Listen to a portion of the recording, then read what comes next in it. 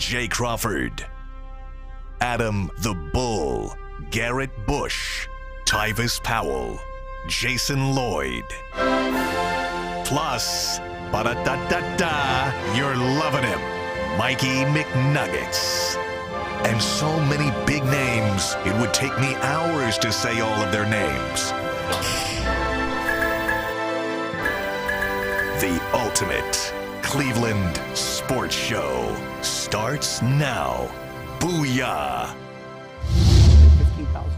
Hey! Welcome to the Ultimate Cleveland Sports Show! Happy Monday, everybody! What's going on, Feeling man? good. Feeling good. I'm telling you, nothing could knock me off my horse today. Nothing. Nothing. Are those the khakis that don't wrinkle? They are. See, I noticed. Yeah. I noticed. Good eye on you, man. I noticed. I was Good like, eye on you. Mine don't sit that way. Mine don't, you know what I'm saying? Mine don't sit It's that way. some new NASA type material. I don't know I don't know who comes up with this. Why did it take until 2024 to get it? Yeah. We put man on the moon 50 years ago. We're just now coming up with wrinkle-free cloth. Hello? Yeah, hey, Rosie. Rosie. G. Bush taking a call.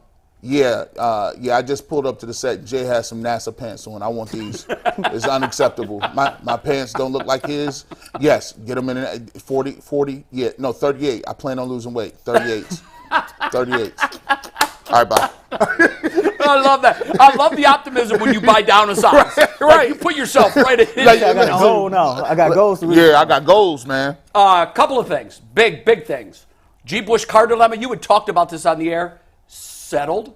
He's got a fine new whip out there in the parking lot. Beautiful looking rig. Listen, it looks great, but the crazy part about brand it is spanking new. The crazy part about it is, it's almost like trading in girlfriends, right? But now my old girlfriend want to call me back and talk about, I miss you. The Range Rover might not be out of here. It might not. I found out. Guess what? My wife, shout out to her. She said, "Hey, babe, I check on your car. You not think." So you was trying to move out of a season too fast. Right. And now you trying to go double back. Yeah, right, brother. She said, you thinking about double back now, huh? you not thinking correctly. I check and see you have warranty on this car. What a clutch move by wifey. Warranty. Rosebush coming up clutch. Yes, clutch. And so now it's at the dealership. They just called me. It's like, yeah, we're going to look at this thing. So now I might have a good problem. Now I got it. And I'm like, yo, I got two cars and I'm going to figure out what I'm going to do. It's always good. Hey, listen. Options. It's options. Hey, listen, I'm running mobile quarterback and a pocket passer right now. Anyhow, it's a beautiful looking car. Joe Love Germain, the rims. Stanley Jackson. It's very, very, very, very on point. Yeah. Guardians, one of the best wins Ever. in the regular season in a very long time. They tried to lose this game 5 different times in the 9th inning. If you watched it, you'll never forget it. There were so many things. Talk about a game of inches. There were 5 things that happened in the last full inning that could have gone either way. It was inches, here, there. And then Will Brennan with the big hit. We're going to talk about that. Not on the rundown today. I don't know how this was overlooked by Mikey. I made my pitching debut Saturday. What was going on? What was going on? We'll get to that in one second. Just a smile on my face. Hey, you just made me really nervous because I was in Boston for a wedding all weekend. I flew How'd it go? back. Phenomenal wedding, Cork and Tara. Love it. Incredible. Congrats to the happy couple. Yeah, it was really, really good wedding. But I made the rundown in the airport. I was kind of checked out from the sports scene, so I was like, oh, what the hell did I miss? Did I actually miss something? Yeah, not really. Big. But how'd you pitch? So I was on a 35 to 50 pitch count. Mm-hmm. And I didn't want to start a new inning if I was already to 35. So in my mind, I'm thinking I can do 3 innings for sure. I can get 50 pitches in 3 innings. I pitched 3 innings. I threw 35 pitches. I gave up 1 hit. I faced the minimum because I got 2 double plays. I got a tremendous play by my shortstop. And I threw 35 pitches, pain-free. Elbow feels great. Absolutely not even a twinge of ouch. Now, I threw over 1,200 pitches in my rehab.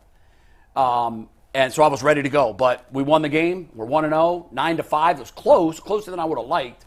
But when I came out, I had not given up a run, and I felt great, and I can't wait to pitch again. So you still on a pitch count going into your next start? 35 to 50 for two starts. Then I go 50 to 75. for 2 starts. And then the training wheels are completely off. And then, so what? In time for Pan Am. What procedure did you have that allowed you to get back like that? So it's a shortcut. There was a tear in the UCL and the flexor tendon. A UCLR is a complete UCLR replacement, a UCL replacement. That's Tommy John. They're messing around with this new procedure. It's called TenJet, and they go in there with essentially a power washer, and they blast out all of the scar tissue, and it also sucks out I had a lot of calcium buildup in my elbow, which was why I was pitching with pain anyhow. It's kind of like, you go to the dentist and after they're done, they suction. Mm-hmm. Well, they blast it with water with these. I don't know how long it is, a few inches it goes in, and they move it around the injury and the tear, and it blasts all the loose particles and the calcium out, and then another procedure sucks it all out.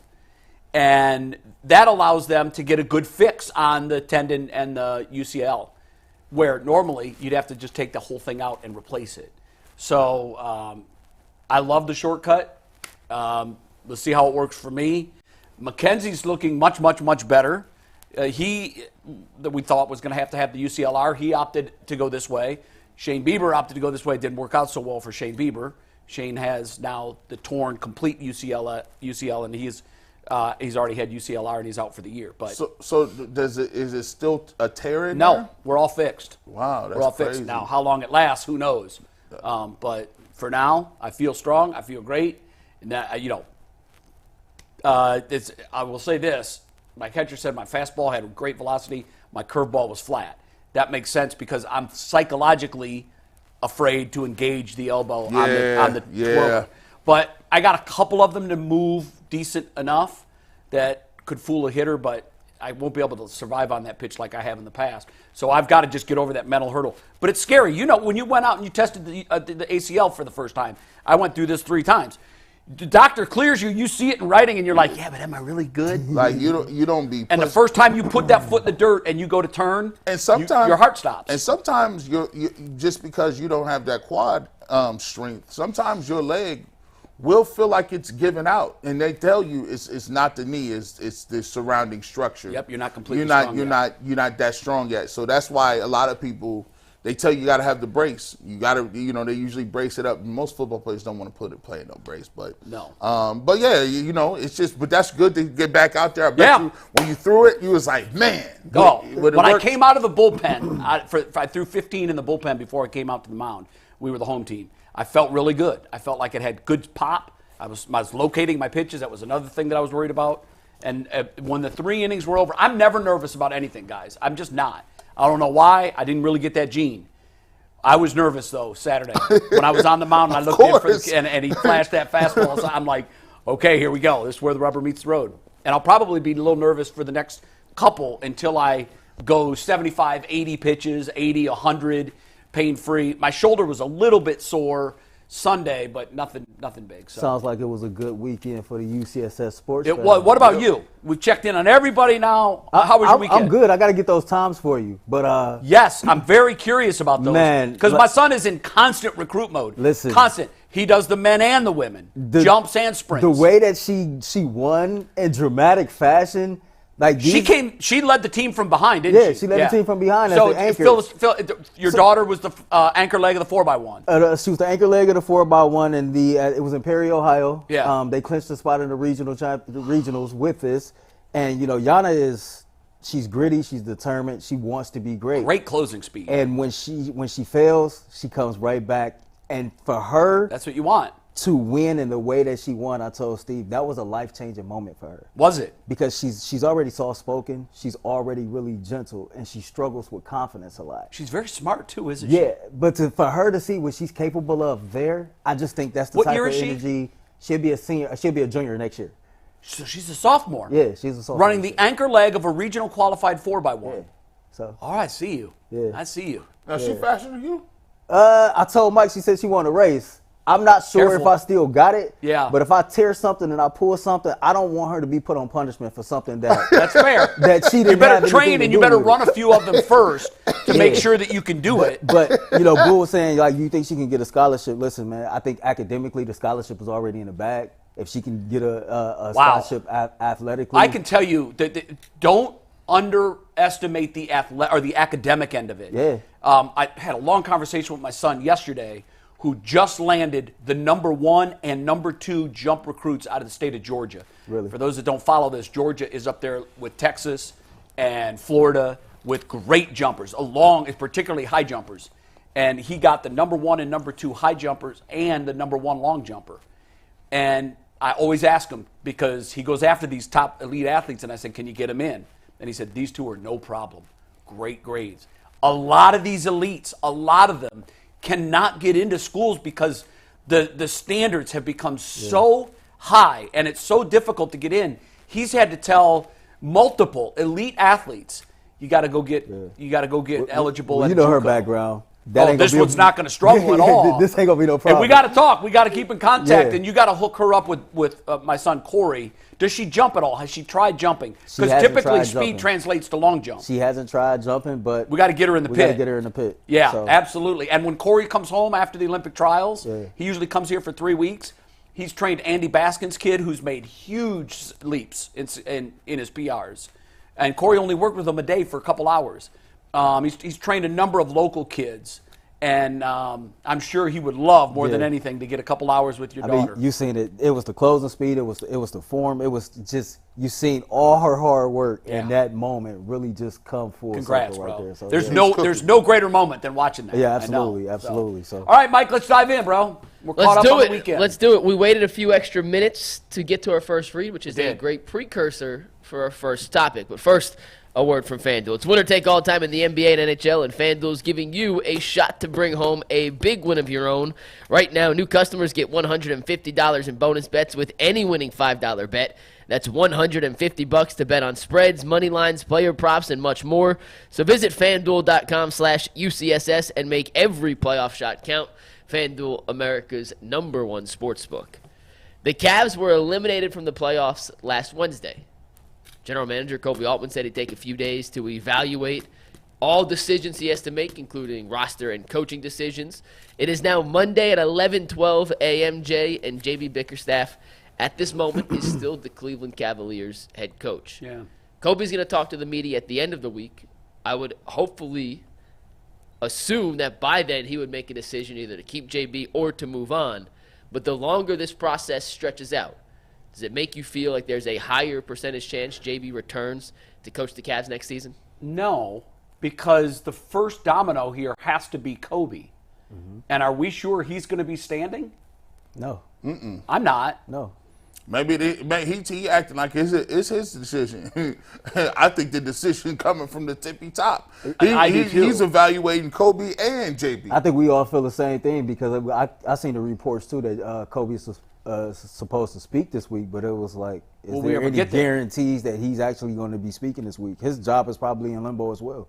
Mike, are we off base here? Are we, or is there an assumption amongst league observers that it's a foregone conclusion he's coming back?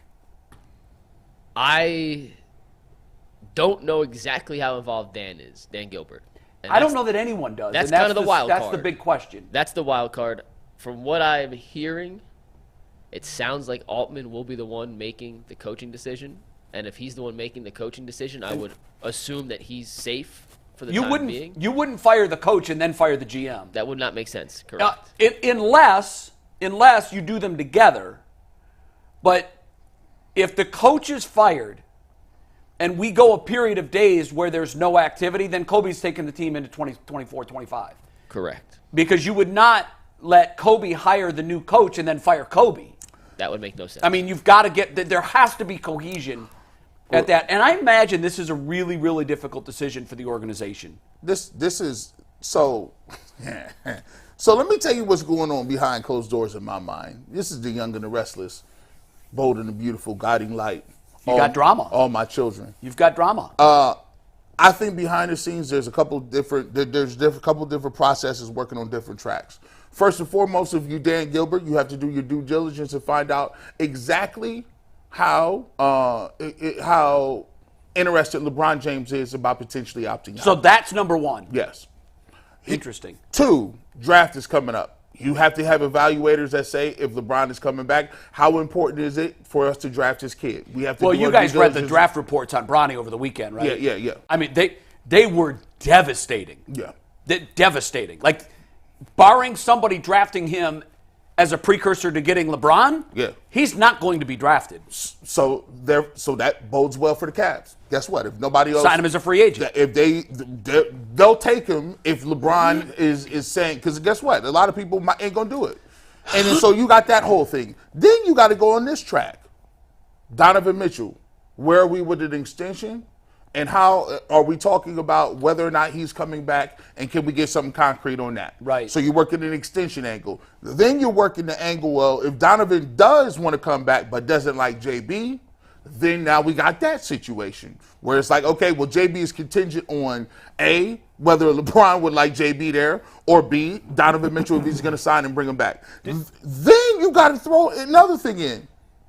All right, well, what's up with all these trades? Which one of the guys are we identifying as the guy to trade to make better moves? And do we believe Koby Altman is the right guy to get the most out of a trade from Darius Garland or Allen? that is bold and the beautiful. That's all of these things happening at one time. So it is a major soap opera. I want your take, and then Mike, I want yours on the idea that LeBron actually has to be the first order of business. Do you agree with that? Mike's shaking his head no. So for me, I can buy that because I get it. Dan Gilbert has been sick, but Dan Gilbert ain't dead, right? And Dan Gilbert is still in his right mind to be conscious enough to make decisions in a betterment of this franchise, right?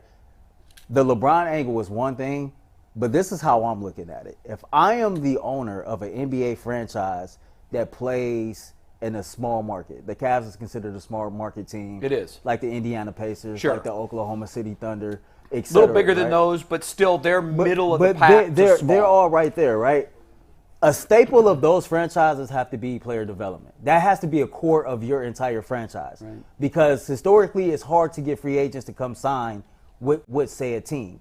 And so you got to always make sure that you can draft well and that you can develop players well. And if I'm Dan Gilbert, I'm looking at teams like Indiana, I'm looking at teams like OKC, and I'm saying to myself, how can I match that blueprint for my franchise here in Cleveland? Yeah. Which, honestly, between the three, I'll take Cleveland over Indiana and OKC. Yeah. So, yeah, we might be in the same realm, but I'm at the top of that realm, right? So that's the first thing I'm evaluating. When you say they're above them, what do you mean in terms of their roster? I think he's talking about in terms of favorable location. Okay. Location. Like we have more things going for us, like Indy and we have a City. championship. You see what I'm saying? We already have a championship. And so, I just think things like that have to be a staple in my evaluation of everything this off season. Okay. I think that if you're having a conversation about LeBron, we all know LeBron pretty much he steers the ship for every boat that's driving, right? He is still the most influential player in the league. I think there's a lot to be determined when you talk about the contract of Donovan Mitchell, et cetera.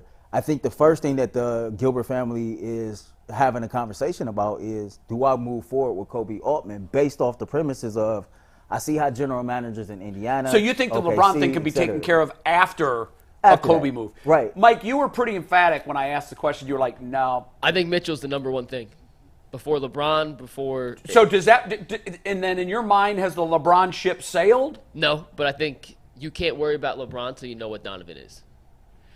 Yeah, but would you agree with this? Donovan, if LeBron is in, doesn't that increase the likelihood that Donovan stays? Now you got a whole money issue to figure out. Donovan's the first domino to fall, in my opinion, for all of this. And LeBron is a domino in this chain. I 100% agree with that. Okay. Comes down, will Donovan sign an extension? And if he is, who is he willing to play for and play with? And LeBron is in that list of those two categories. So you're saying, but so basically, I see what you're saying. You're looking future. The future with LeBron is maybe 1 or 2 years. I guess maybe. I don't know. I don't know if it's much beyond that. I hear what Mike is saying. Where with Donovan, you can lock up a future for 4 years. Yes. Right, but don't you got to get the general manager? Don't you have to make a determination on who the GM is before you even hand Donovan Mitchell an extension? I don't think so, because that is a no-brainer. Or is that something that's if above you're the hired GM? as the general manager tomorrow and Dan asks you, okay, what's job one? You're going to say, I agree with you, Mike. You're right. I got to get Donovan. And the other thing with this, it's not whether or not it's going to be offered. It's whether or not Donovan will accept. Oh, of course. So No. that's why the general manager, in my opinion, comes after the Okay, and that's Mitchell. fair. Mitchell to That's me is fair. the number that, one That thing. makes sense. And honestly, there's no, like, everybody knows it's going to be a 4-year, $208 million. Is that the max? Everybody knows the numbers. It really boils down to one thing. Does Donovan want to be here? That's it. And they're asking him all this. And part of asking Donovan Mitchell and getting him on board is presenting him with a comprehensive plan to say, Sure. this is what it can't be anymore. We'll figure it out as we go along. No. That doesn't work. That doesn't work. And you've been in a lot of job negotiations, right? You've been in a lot of different things with high, big time companies. That's the way it works. You don't just go in the first day and be like, yeah, this is what we're going to do, and they sign up. No. You go in and say, okay, What's the plan? What's the plan? What's my boss? Who's my boss? Who's my boss's boss? What kind of runway we got for this project? What do we want to, you don't just, because you already have your experience, you already got this skin in the game. You know what scares me about that, G, is that the one thing that I really hold on to from all of these reports that, by the way, I trust, because the guys that wrote them are good, reputable journalists, but of all of the things, including Donovan kind of taking a swipe at some of his teammates and their lack of desire to win, what I keep hearing in my mind is Donovan doesn't believe the Cavs bar was set high enough. That scares me, because you're right. When you're going into a situation where you've got multiple options as the employee, you want to win. I mean, if you're worth, if you've reached the top of your profession, you're a winner, and you want to keep winning. Donovan Mitchell, it's clear, is obsessed with getting further in the playoffs. He wants a ring. He's not. Now, you look at Darius Garland, and can you say that about Darius? No, you can't. His play doesn't exhibit that. His personality doesn't exhibit that. So I'm wondering if those conversations weren't had immediately upon the trade. Now he's in the driver's seat. Right. It's up to him.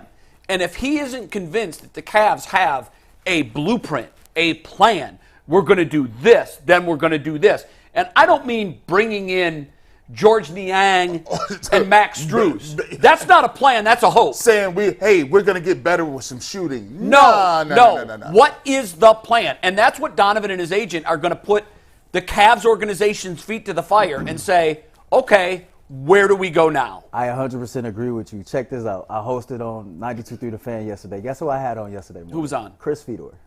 Oh, really? I had Chris on yesterday. What were his thoughts on the blowback that he's getting? Didn't ask him about that part, but we talked Donovan Mitchell. Okay. And he alluded to a lot of what you just said, because I started the conversation with, I'm one of the few hosts in this city that has always stood firm on, I believe that Donovan Mitchell was staying in Cleveland.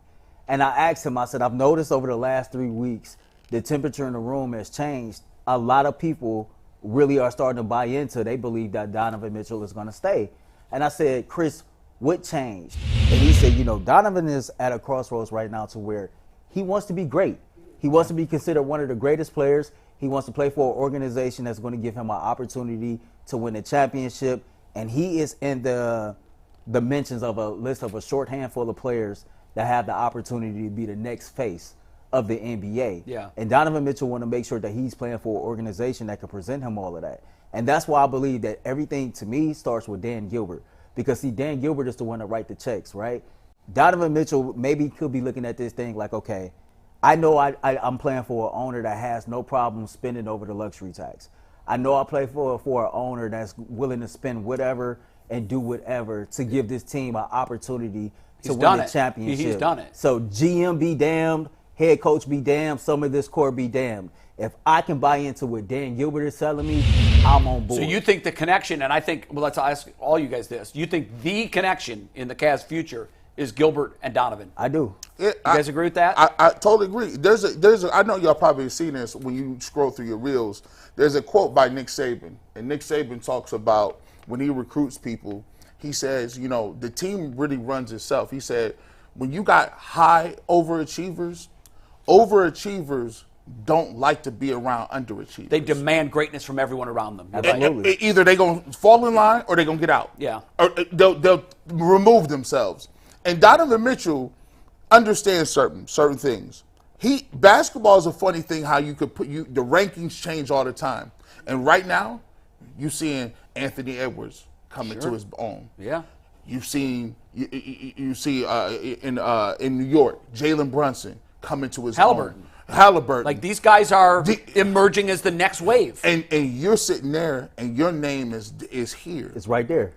And you know what you're hearing? I swear I know he's hearing this. He's hearing Shaq's voice when he told him over a satellite link up, I don't think you can do it. I don't think you're that guy.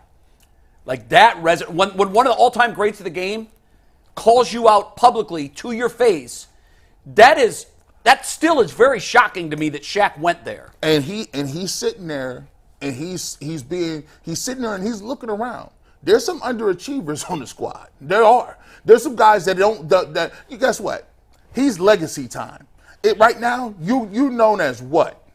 You don't have any MVPs. You don't have any finals. You're known as a really good player that can't get out of the second round. I can't And do you know that. what's so funny about the players that you mentioned and the names that he's being mentioned with? And it's funny, me and Mike had this conversation before we came downstairs.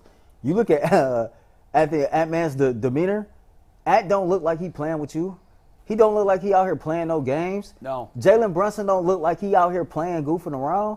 Halliburton don't look like he's not taking this thing serious. They all have that Jordan fire in their belly. They have that certain thing about who they are, how they built as a person, right? Right. And those are the intangibles that we always talk about that are not measured at the combine. And when you get a player that has that, you got to do everything in your power to hold on to him. And I think that Dan Gilbert, I really feel like he can sell Donovan Mitchell on, I can put you in the best position to win an NBA championship right here in Cleveland. And I think a lot of people also look at this situation like, Donovan has to be the one to go. Donovan might really love the city, might really love the organization as a whole, and might be sitting back like, you know what? This my team. This my city. You gone, you gone, you gone. I'm not going nowhere. Do you agree with the Gilbert and Donovan connection being the single most important relationship? Because you're not buying it, are you? I have no idea how involved Dan is. I know, but if you're Donovan, no you know three things right now. You know for sure Dan Gilbert's going to be the owner. Right. You don't know who the GM is going to be, and you don't know who the coach is going to be. So when you've got knowns and unknowns, you have to hold on to the knowns when you start making decisions. Well, I know this. This is information that I know to be true. So if he does have a problem playing for JB, and there were reports that he didn't completely have confidence in JB.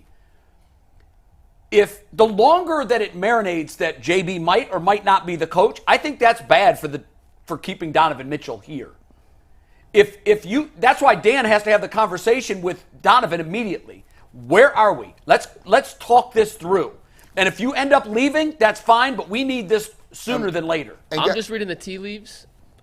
I'm just reading the tea leaves here completely. I don't know how much an owner has in terms of like the relationship with the player staying versus not staying. Well, we know what Dan's role was in getting LeBron James. I get in other situations. I'm just saying for like Donovan, who wasn't necessarily drafted here. I'm sure it helps knowing Dan will spend, but I'm not sure that's like a defining factor in why he would stay or not. But I do think, real quick, I think part of the reason we have a holdup here, and once again, I'm just putting tea leaves together.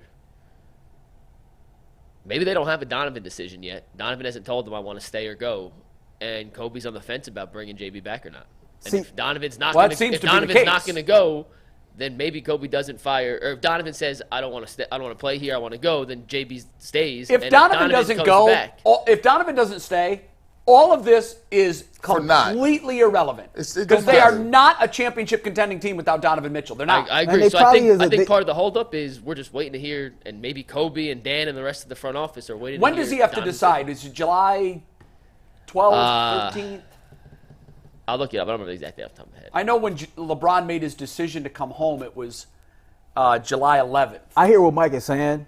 I still think Dan has got his hands all over this because of what Dan has been through. Even though he's been way in the shadows lately? Yeah, but like, think about it. You lost LeBron once, right? You was put in a situation with a star player like that in Kyrie Irving. I get it. in most situations, that might be an unknown. But here in Cleveland, I find it hard to believe that Dan is not like 1A on this thing simply because of what he's been through with star players that has played with this franchise. Right.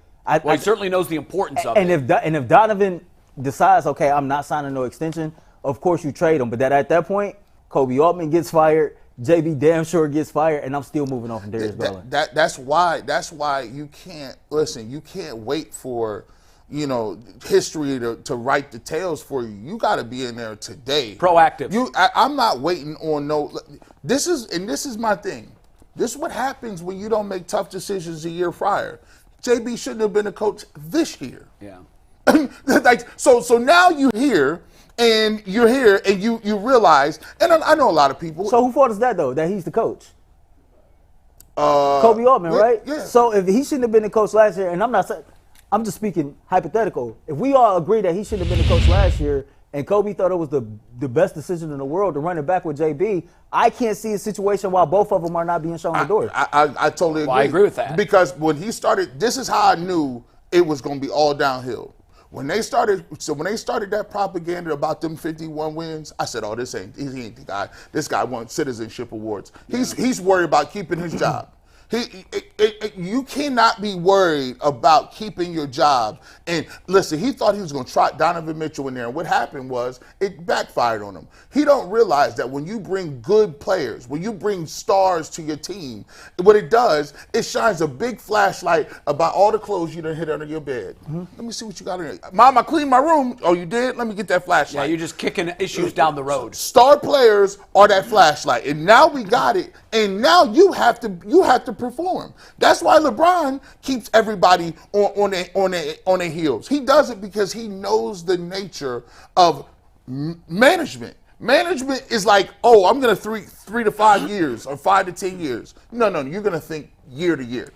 I'm doing like Mike, putting tea leaves together, knowing that I think that the Donovan comment about the organization not placing the bar high enough, I think that is a direct callback to what was and wasn't done after last season's debacle. Bingo. And I call it a debacle because when you win over 50 games and you have the home court edge and you win one game in a best-of-7 series against the Knicks, that is a debacle. That's not that's a failure. It's not just a disappointment.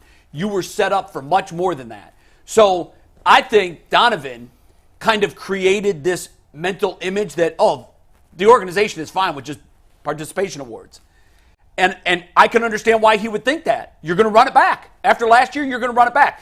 And you didn't get dramatically different results this year. Let's do an exercise. You won a 7-game series in the first round as a 4 seed, and then were promptly shown the door by the Boston Celtics in the next round. You do an exercise here. They're not better than the Celtics. They're not better than the Bucks. They're not better than the Sixers. They're not better than the Knicks. They're not better than the Pacers. You won 7 games with a young team that might figure it out next year in the Orlando Magic. So that puts you around the Atlanta Hawks and the Bulls. Yeah, 6 to 8 isn't going to get it done. That's what you got? And so I don't blame Donovan for coming to that conclusion, saying, I don't think this organization is setting the bar high enough. We all read the article that Jason Lloyd Yes. had a part in writing last week. I'm just going to read this paragraph, and it referenced the New York Knicks series from last year. The second guessing of JB Bickerstaff started after the New York Knicks series. Multiple veterans in the Cavs locker room grew frustrated with Bickerstaff for treating the Cavs as a young team with much to learn instead of a team ready to contend. They were also less than enthused by the Cavs' offense last spring into the first part of this season. Mitchell was among them. Players would leave practices and morning shoot-arounds wondering aloud, why did we even do that? What did we accomplish? So perplexed by the lack of structure and intensity in the workout. Well, go back to the first 10 games of the season when the Cavs really rolled out to a very disappointing start. There was a stretch where Donovan Mitchell, after a disappointing loss, popped off to the media. And he doesn't do that much. And at the time, we were trying to read between the lines. Who's he talking about here? Is he talking about his teammates or is he talking about JB? And as I replay that in my mind now, I think he was talking about JB. I mean, think about it. We putting the tea leaves together. We have articles out here written by credible sources. Like everything after the season is starting to come together, and it's like 1 + 1 is equal in 2. Yeah. 2 + 2 is It's equal adding in up. 4. and it's like, okay, we sitting back like, damn, that makes sense now. So we're going to pivot before we do, because I know you got to get a read in, and then we're going to pivot to, did the Cavs do the right thing in tanking against Charlotte and setting up a first-round matchup with Orlando? The way things worked out. Like, if you would have said that, Indy's going to get to the Eastern Conference Finals, that could have been your spot. And you passed on that. So we're gonna revisit that. And I know you got to read, but first, really quickly here, gut reaction. JB, Koby, do they stay? Do they go? What happens? My gut reaction is Koby stays, even though I don't agree with that, but JB Bickerstaff is fired. My gut is both of them out of here. I think I think what's going to happen is Koby stays, JB goes. That's what I'm adding it up. Do you want to weigh in on that? No, I feel pretty confident Koby will be the one making the decision. Yeah. And as long as Donovan returns, JB will not be there. Yeah, and I'm not sure. Like, Kobe's done some really good things here, and we've lost sight of that because we're looking at we have recency bias.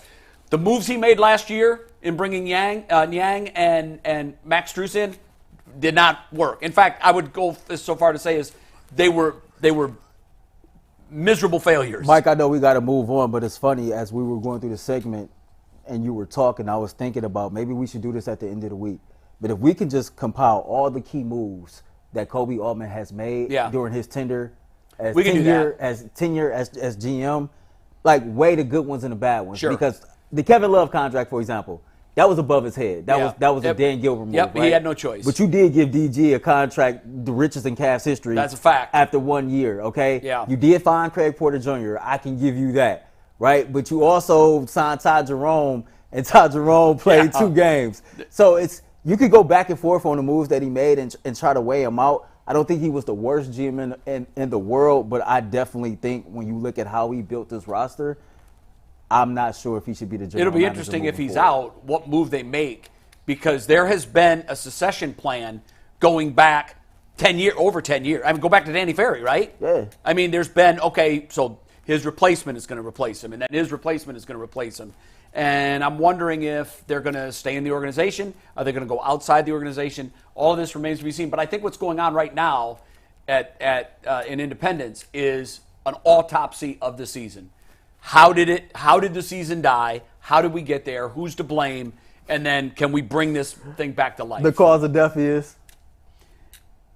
We'll get to a read and we can get into that. We're going to talk Browns and Guardians coming up as well. If you're looking to get tickets to a Guardians game, a Browns game, or the NBA Finals, if you decide you want to get crazy and fly out to wherever the series is being played, there's no better place to buy tickets online than Game Time. Game Time's an authorized ticket marketplace for the NBA, which makes getting playoff tickets even faster and easier, and prices on the Game Time app actually go down the closer it gets to tip-off, with killer last-minute deals, all-in prices, views from your seat, and their lowest price guarantee. Game Time takes the guesswork out of buying NBA tickets. They have flash deals, zone deals, all-in pricing. You can see your view from their seat. And their Game Time lowest price guarantee gives you a 110% credit. If you can find a cheaper ticket on the market, they'll credit you the difference of that. So take all the guesswork out of buying NBA tickets with Game Time. Download the Game Time app, create an account, and use code LOCKEDON for $20 off your first purchase. Once again, create an account, redeem code LOCKEDON for $20 off. Download Game Time today. Last-minute tickets, lowest prices guaranteed. I had friends that used this for tickets over the weekend, Guardians. Loved it. Didn't know about it until our show. Are we going to see Lindor? I'm going Wednesday. Okay. I'm doing a story over there Wednesday, so we're we're going to talk about Frankie's return to Progressive Field. I put the text into you for you, Earl, by the way. Hey, Mike. Yep. Remember the tweet I had about the Knicks snatching our chain? Uh-huh. The Pacers snatched theirs. Yeah, they Well, did. the Pacers are still playing. The Cavs are not. Yeah, they and did. hindsight is 20/20. But in an alternate universe where the Cavs decided to beat the Hornets in the regular season finale, which would have gave them the 3 or the 2 seed, it would have ended up at the 3 because New York also won on the last day of the regular season. The Cavs would have played Milwaukee in the first round, New York in the second round. And if that was the case, J.G. Earl, would the Cavs be in the Eastern Conference Finals right now? Did their Hell strategy no. backfire or no? Hell no. They could have switched that up and played St. Anne's and they wasn't going to no finals. Can I attack this from a different angle and hand it off to you all? Because Sure. it's so funny. Me and Mike was at that game, covering that last game of the season. And the thing that stands out to me the most is Max Strus's body language and demeanor in the locker room after that game. Yep. Like, last game of the season, playoffs was already in the bag. But that dude was highly, highly pissed off. So now we know Donovan was too. Highly pissed off at the fact that the Cavs blew that lead late and lost that game. Intentionally. Intentionally. And I got to take some accountability. I came on here this set the very next day and made it seem like it was no big deal. I didn't hold them accountable for it. I kind of looked at it like end of the season, last game of the year, whatever happens, happens. And I think in the post-game press conference, JB Bickerstaff alluded to that before the game even started, he had a plan to only play the main guys 3 quarters. And even when the game got tight in the fourth, his reasoning for not putting those guys back into the game was, in a nutshell, he had already prepared them mentally to only play 3 quarters. He was tanking that game. And they was cooled Period. off, and he didn't Yeah. want to bring them back in. He wasn't about to bring them back in. The point I'm making is, if that is not another indictment against JB Bickerstaff, Yeah. I don't know what is. So you're saying that it wouldn't have mattered. Hell no. Like, You didn't like the decision to lose it on purpose. no, I mean, as I remember. as I looked at the game, I'm like, y'all trying to pick Orlando like y'all better than Orlando like that. Like, to me, it was ridiculous. It's like, okay, you trying to pick somebody out. Like, that's like, make this analogy. It's like a guard that can't dribble, can't pass, and is garbage trying to call somebody out to get a switch on a pick and roll.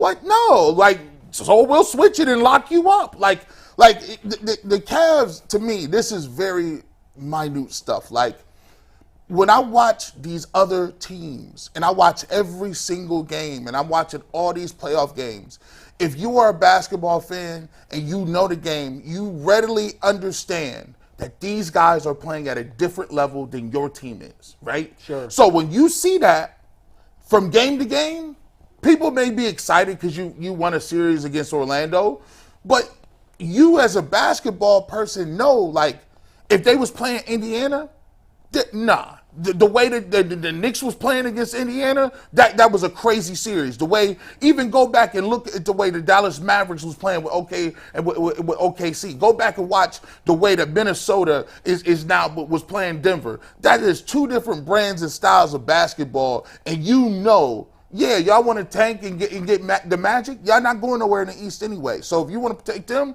they would have lost the first round against Milwaukee. They wouldn't have beat Milwaukee. So I think going back to the decision to throw that game is a microcosm of everything that's wrong with this organization. I think it confirms what Donovan Mitchell said about this organization. It is a loser's mentality to lose a game on purpose. I don't care what anybody says. The reason Max Strus was pissed, we need 15 guys like that. He's a pro. We got 3. We do. He's paid to go out there and win basketball games. Don't look down the road. Don't try to make a favorable playoff first-round matchup. You go out to win every single game. If you don't, you have a loser's mentality. And when Donovan watched his coach tank a game to get a favorable first-round matchup so he could say at this point of the year, well, at least we won 1 series. That's what he's doing. That is a loser's mentality. And that will get you the participation award and nothing else. And Donovan's not here for that. No. Donovan's here to win. So as I look back at all of this, I think that, and I know it was an organizational decision, and maybe it was Koby also was pushing it that way. Hey, man, we're thinking resume right now. Yeah. We're thinking we need a playoff win. Both of them. Both of them. And Donovan's like, I don't give a rat's ass about your resume or anybody's resume. I want to win this thing. Now, there's a million ways that it could have played out. They could have lost in the first round. They could have won that game, got the 3 seed, and lost in the first round. Possible. But let me ask you guys this question, and Mikey, you too. I'm going to give you 4 opponents, and you tell me who you would most like to see in the second round. Indy, New York, Philly, Boston. Indy. What's the last team you want to see in the second round? Boston. Thank you. G, you agree? Yeah. I mean, their crown's on their head. They're the team to beat. They were the one last year that got dinked. They were the one this year, and here they are in the Eastern Conference Finals. Like, it still wouldn't have made it a great season if they made it to the Eastern Conference Finals and lost 4-1. But it would have felt a hell of a lot different because you controlled your own destiny and you went out there and you busted your ass to win regardless of seeding. When you start manipulating and, we'll take you, that's why I think Orlando took them to 7 games. Go ahead and I'll make my point. Yeah, but as Jay is talking, man, and I'm thinking, man, bad job out of me for that take the very next day. I was stunned when you came in. Because true story is, I think sometimes the fan in me dies a little bit when I'm trying to be professional. But, like, when you were talking, I was thinking about, like, man, I know how much it costs to go to a game. Where you consider parking, getting there, buying food, and then you just want to enjoy the experience. Like, the Cavs had an opportunity to win a division title without LeBron James a part of this team. That's an award to your fans for being faithful, right? Sure. They come out here in the last game of the year when you're not seeing Donovan Mitchell, you're not seeing Darius Garland, you're not seeing none of the marquee players that you typically are going to see, and you still paying the same price for those tickets. They showed up anyway. And you know what? And they looked like they were going to be awarded with a season-ending victory, and because of their own propaganda or agenda that they had within the organization, the fans was robbed of something that they really rightfully earned. And Earl, and I'll let you go, G, there were people in that arena that was the only game they could afford to go to all year. That was their one Cavs night out. Yeah. Season ending, should be a win against a bad team. Let's go to that one. We could probably get tickets pretty cheap for that one. Right. And their experience was ruined because they were trying to play manipulation with the playoff seeding. Go out and win. It worked. I'm going to tell you, it worked. Their plan to, get a game or get a series where they can win, it worked on the segment of the population that they need for backing. And what I mean by that is when you go out and you say, and you plant the seeds of, well, hey, guys, look what we've done. We signed Darius Garland. He had a bad year. He'll bounce back. Hey, guys, we got Donovan for one more year. We have some assets. We have a first-round pick this year.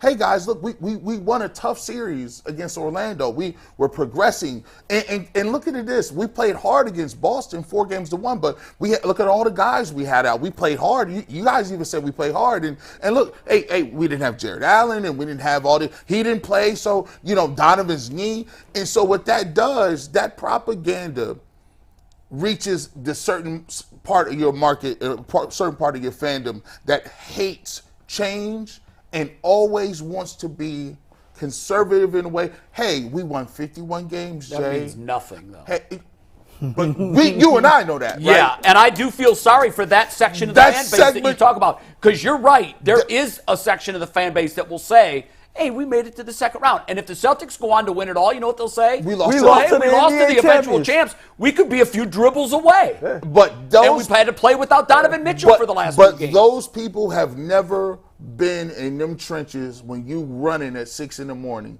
and you lifting them weights and you battling. You don't do that to finish second. You don't. No, you guys can say that, but when these dudes is putting it on the line, you got a very finite amount of time to be great in this lifetime, right? Certain people won't pay the price to be great. Most times, that price is heavier than you ever will know.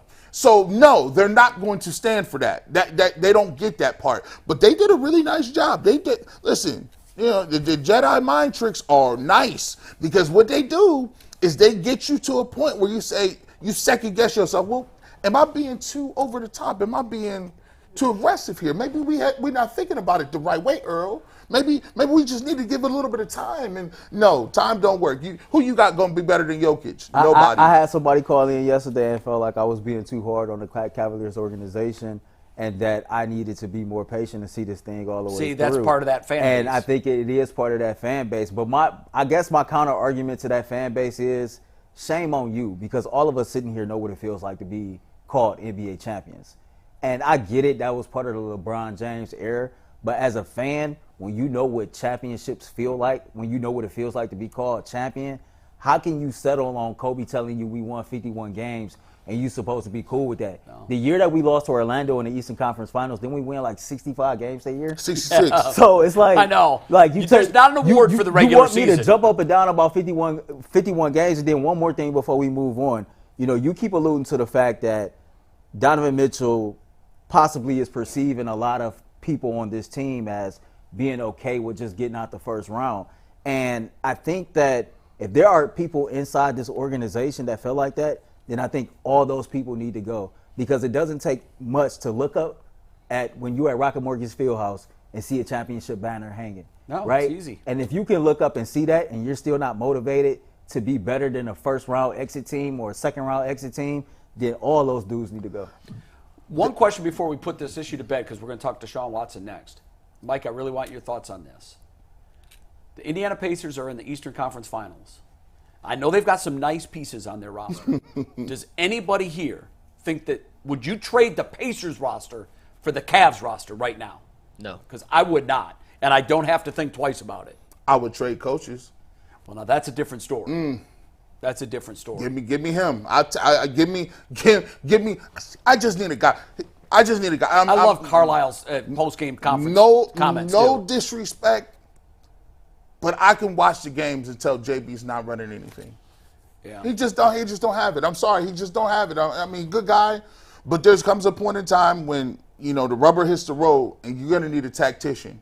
You're gonna need somebody that is a great general and a great guy that can motivate your players. And that article was dead on when he said they didn't like the fact that he was treating this team as a young team with a bunch to learn instead of a team that's ready to compete today. Well, again, the Pacers today are going to the Eastern Conference Finals. They are 4 wins away from the NBA Finals, and I would not take their roster over ours. Man, it's got like a whole Larry Bird written all over it. Doesn't man. it? Celtics and Pacers. It got the whole Larry Bird feel to it. I think he'll be courtside for all 7. I'm pretty sure he will be. But, in terms of, my expectations of the series, I don't think we're going to get a good series. I think the Celtics are going to cakewalk. I think it's going to be a tougher series than what people think, for the same reason I told you 2 weeks ago. Yeah. Jason Tatum, damn good player, man. I just don't think he hasn't won it. He ain't got that dog He in did him. show some fire to me, though, in Game 6. There was something going on in those eyes where he was like, but the thing is, man, Rick Carlisle he's one hell of a coach. They shot that. If the Patriots shoot like they did, I ain't never seen nobody shoot the lights out of a gym like that. Pacers are wonky. They play fast. Well, they chuck threes. That was an NBA record. It took they were an NBA record 67% shooting from the floor for them to get to the NBA or the Eastern Conference Finals. Halliburton with his 2-hand jump shot. It also took a key injury to the Knicks in the third quarter. A couple of them. Yeah, a couple of them. So, let's talk a little Browns. We appreciate everyone for tuning in today. Make sure you guys hit the like button, hit the subscribe button. It costs $0, 0 cents, and helps us out a ton on the back end. So do us a favor. If you can hit the like button, if you're not a subscriber, make sure you subscribe, and you continue to get all the Ultimate Cleveland Sports Show content as soon as it comes out. We're going to pivot and talk a little Browns, guys. All the Browns content this offseason, all the discussion always goes back to number 4. Is Deshaun Watson going to be the Deshaun Watson the Browns need him to be to reach their full potential? Speaking of potential, that's today's question. When he was in Houston his final 2 years, you could not make a top 5 quarterback list in the NFL without Deshaun Watson's name being firmly planted within that top 5. You could argue order, but he was unquestionably a top 5 quarterback in 2019 and 2020 in the NFL. Fast forward everything that's happened, do you still believe Deshaun Watson has that top 5 quarterback potential in football inside him? Does he still have the ceiling of a top 5 quarterback in today's NFL?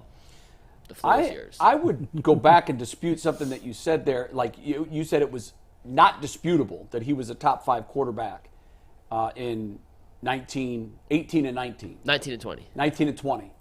I don't know that that's true. Just because, remember, Brady was still playing. Correct?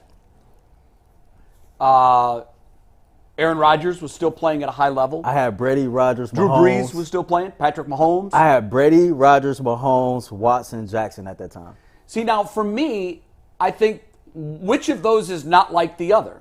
Well, actually, there's 2 that's not like the other. Because at that point, Jackson had no playoff success. Like, Deshaun's regular season success, in terms of, I know the numbers were there, but in his best statistical season, they were 4-12. And I don't know, I just have a hard time putting a 4-12 quarterback firmly entrenched in the top 5. Now, in my mind, if he wasn't in the top 5, he was 6 or 7. He was definitely in the top 10. But I don't know that I can say that he was firmly in there, but because the one piece that was missing was team success. To me, it's a team game at the end of the day. It's like a baseball player that hits 450 and his team doesn't win the division. Okay, nice year, but you didn't carry your team to a division title. And that's the most important position in sports, so I think you've got to have some team success. As to the original question, because I didn't have him firmly entrenched in the top 5, and because there are some ridiculously talented quarterbacks in the NFL right now, I don't think we're going to see Deshaun Watson in the top 5 through the end of his career. My hope is we see him in the top 10. We can win and we can get to our team goals if he can get to a top 10 quarterback. Am I alone here? Do you guys see him being a top 5 guy? I still see Deshaun Watson being a top 5 guy, and I think 4 gonna be number 4. I think 4 gonna be number 4. Listen, the reason why I still believe is there 3 different things. One, youth. Deshaun Watson is still a very young quarterback in the NFL where the rules is predicated to protecting that position, right? He still has shown that he has the athleticism. He still shows that he has the ability to make big plays in big-time moments, right? Deshaun Watson is a winner, regardless of what the stats look like in a box score. More often than not, under center, when he's under center for the Cleveland Browns, the Browns are victorious. But I also believe that he is one of the best clutch quarterbacks in the NFL. Shout out to my guy, Mikey McNuggets, who went back and got this for me. So in games decided by 0 and 7 points, Deshaun Watson has a 19-19 record. Now the record, 500. 62 touchdowns to 30 interceptions. Deshaun has 9 fourth-quarter comebacks in his career, 11 game-winning drives. Of the quarterbacks that was drafted around the same time as him, Pat Mahomes has 14, Jared Goff 13, Wentz 12, Herbert and Mariota 11, then it's Watson at 9. His 11 career game-winning drives is tied for 19th in the NFL among active quarterbacks. I know, but so all I'm saying is so much of that was 3 years ago or longer. I get it, but to me, Jay, he showed flashes last year of the athleticism, of the clutch gene, and you've seen the youth show up when arguably he was probably hurt for 3 weeks before we actually found out that he was hurt. Sure. I think Deshaun Watson has every intangible necessary to still be a top 5 quarterback. Who are you leaving out of the top 5 then? For this year? Well, if Deshaun ever gets back in, who am I leaving out this year? Out? Well, I guess the conversation. I mean, it starts with Mahomes. So who do we think the top 5 quarterbacks is right now? I mean, we probably would all disagree, but I think right now it's Mahomes, number 1, clearly. Mahomes? And then Burrow is number 2 to me. Now, I know he's coming off a year last year where he was injured, but go back 2 and 3 years ago, he was an MVP caliber player. But him and Deshaun Watson got the same gripe. They both have been hurt. They both have not been available. But we've only seen a small sample size for Burrow in the NFL. It's all been great. When he's healthy, it's been great. His small sample size in the NFL when he's been healthy has been better than the small sample size that we've seen with Deshaun Watson under center for the Browns. But even for the Texans, he took the Bengals to a Super Bowl and 2 AFC title games. I gotta give him credit for the Super Bowl. I gotta give him credit for it. So in no particular order, we know Mahomes, bro. Is Jackson in there? He has to be. He's the MVP. So Lamar's in there. Yeah. So you got Mahomes. Is Josh Allen fallen out? No, Josh is still. I need to Josh see Allen, that he's fallen out. He What about Brock Purdy? Brock is in there. Everybody wants to dust on Brock Purdy. I can't hate on Brock. Brock get busy. I can't hate on Brock. He's a baller. Yeah. You know, I tell you, a guy that the league is somewhat forgotten about, but when you hook him up with the quarterback guru that Jim Harbaugh is, don't sleep on Herbert. I think he's going to be comeback player of the year this year. Herbert can, slide back and forth in there. Dak Prescott is somewhere in the 10. Somewhere in the top 10. We have no idea what Aaron Rodgers is going to look like. I'm inclined to leave him out of the top 5. Right. But do that at your own peril. Right. So you got the top 5. I go on based on the Tua, Jalen Hurts. Tua and Hurts is guys down. I would put Hurts above Tua, but What about Matthew Stafford? Stafford is somewhere about the 9 area, 9, 10, 10-ish, right? Goff. Jared Goff has got to be. You got C.J. Stroud. C.J. Stroud. I mean, that's what I'm saying. Position's loaded. We just named 10 guys that have had a lot more success over the last 3 years than number 4 has. So that's why I said I don't need him in the top 5. I don't think that's realistic. I don't. Here's Get him in the top 10, And I think this team can go to a Super Bowl. Here's why I think top 5 is realistic, and it's more realistic based on just outside factors. First and foremost, Deshaun Watson running the old Browns offense is never going to be top 5 because he's not going to have that level of attempts. They're not going to run the ball. Right, but we have a new offense. They got a new coordinator who throws the ball. You saw how much Josh Allen threw the ball in bad weather? Get ready for the Deshaun Watson show. So that led to more interceptions for Josh Allen too. Yes. So he has one is the opportunity, right? So if you throw the ball a lot, you have the opportunity to do it. 2, how good is your team and team success? You talked about team success. Yeah. Anybody who puts up decent number and their team is winning games, especially games that matter in the toughest division, you're going to have an opportunity to show people what you can do. 3, strength of schedule. Anytime you start off the season with the Dallas Cowboys on national TV, if you want to jump out there and say, hey, I'm Deshaun Watson and I'm back against the Dallas Cowboys, that's the time to do it. That's the time to do it. But you could also have a slip-up game. You could be out of here, too. You could be definitely out of here. You could throw 2 picks and look terrible and be at home. 4, do you have the defense that can give you lopsided wins? Like, when you talk about it, you got a defense that, when you start beating people 35-7, 33-10, now people starting to look at you like, oh, wow, this team is, okay, they're blowing people out. And the pressure's off. You know you got to score 2 or 3 touchdowns, you're going to win the game. And guess what? The last thing is the primetime games. This is like the Heisman Trophy. When you want to be known as a MVP candidate, what did you do on Monday night? What did you do on a Sunday night? What did you do on Thursday night? Those exclusive when everyone's windows. Watching. He's got 4 in the last 6 weeks. Joe Flacco became the most talked about dude in the league, and he only played half the season. That's because when he had an opportunity in front of everybody, he put big numbers up. Deshaun Watson has the opportunity to do that. Now, you can say his track record isn't that in the last couple of years hasn't showed you that, but this year, in year 3, he has everything in front of him. The roster is better than it's ever been. The receiver core is better than it's ever been. He got an opportunity with a great defense, and he's going to having an opportunity to run the offense. I agree with all that stuff.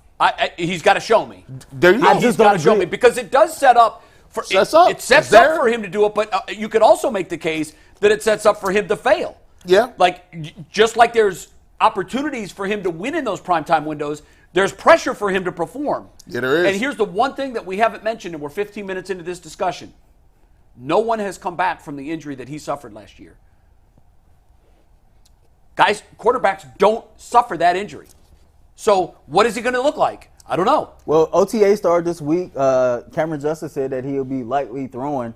I think the only thing that I would push back on I would hope he's throwing. is the put up the big numbers.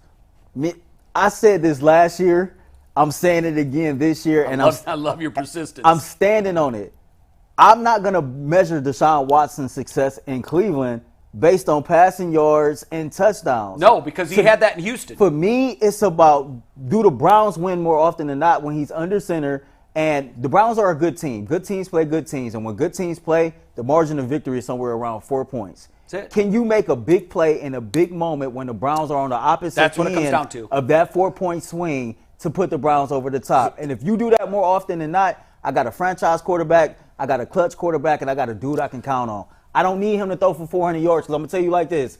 If Deshaun go out there week 1, he throw for 200, 1 touchdown, 2 interceptions, and the Browns win, give me that for him over him throwing for 350, 3 touchdowns, no interceptions, and the Browns win. I don't care about the numbers either. That's Just me. win the damn game. Win the damn game. The way it work out is, if you throwing for 200, 1 touchdowns, and 2 interceptions, you part of the reason why you losing.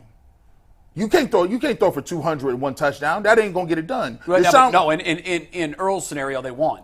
Oh, They won. Like so, we've seen so Deshaun he'd rather Watson throw win for 350 ugly than lose. All I'm saying is, when Deshaun boiled out that year in Houston, that defense was atrocious, right? They were playing from behind a lot, and a lot of the numbers can be inflated because they was constantly coming back from down 14 points, etc.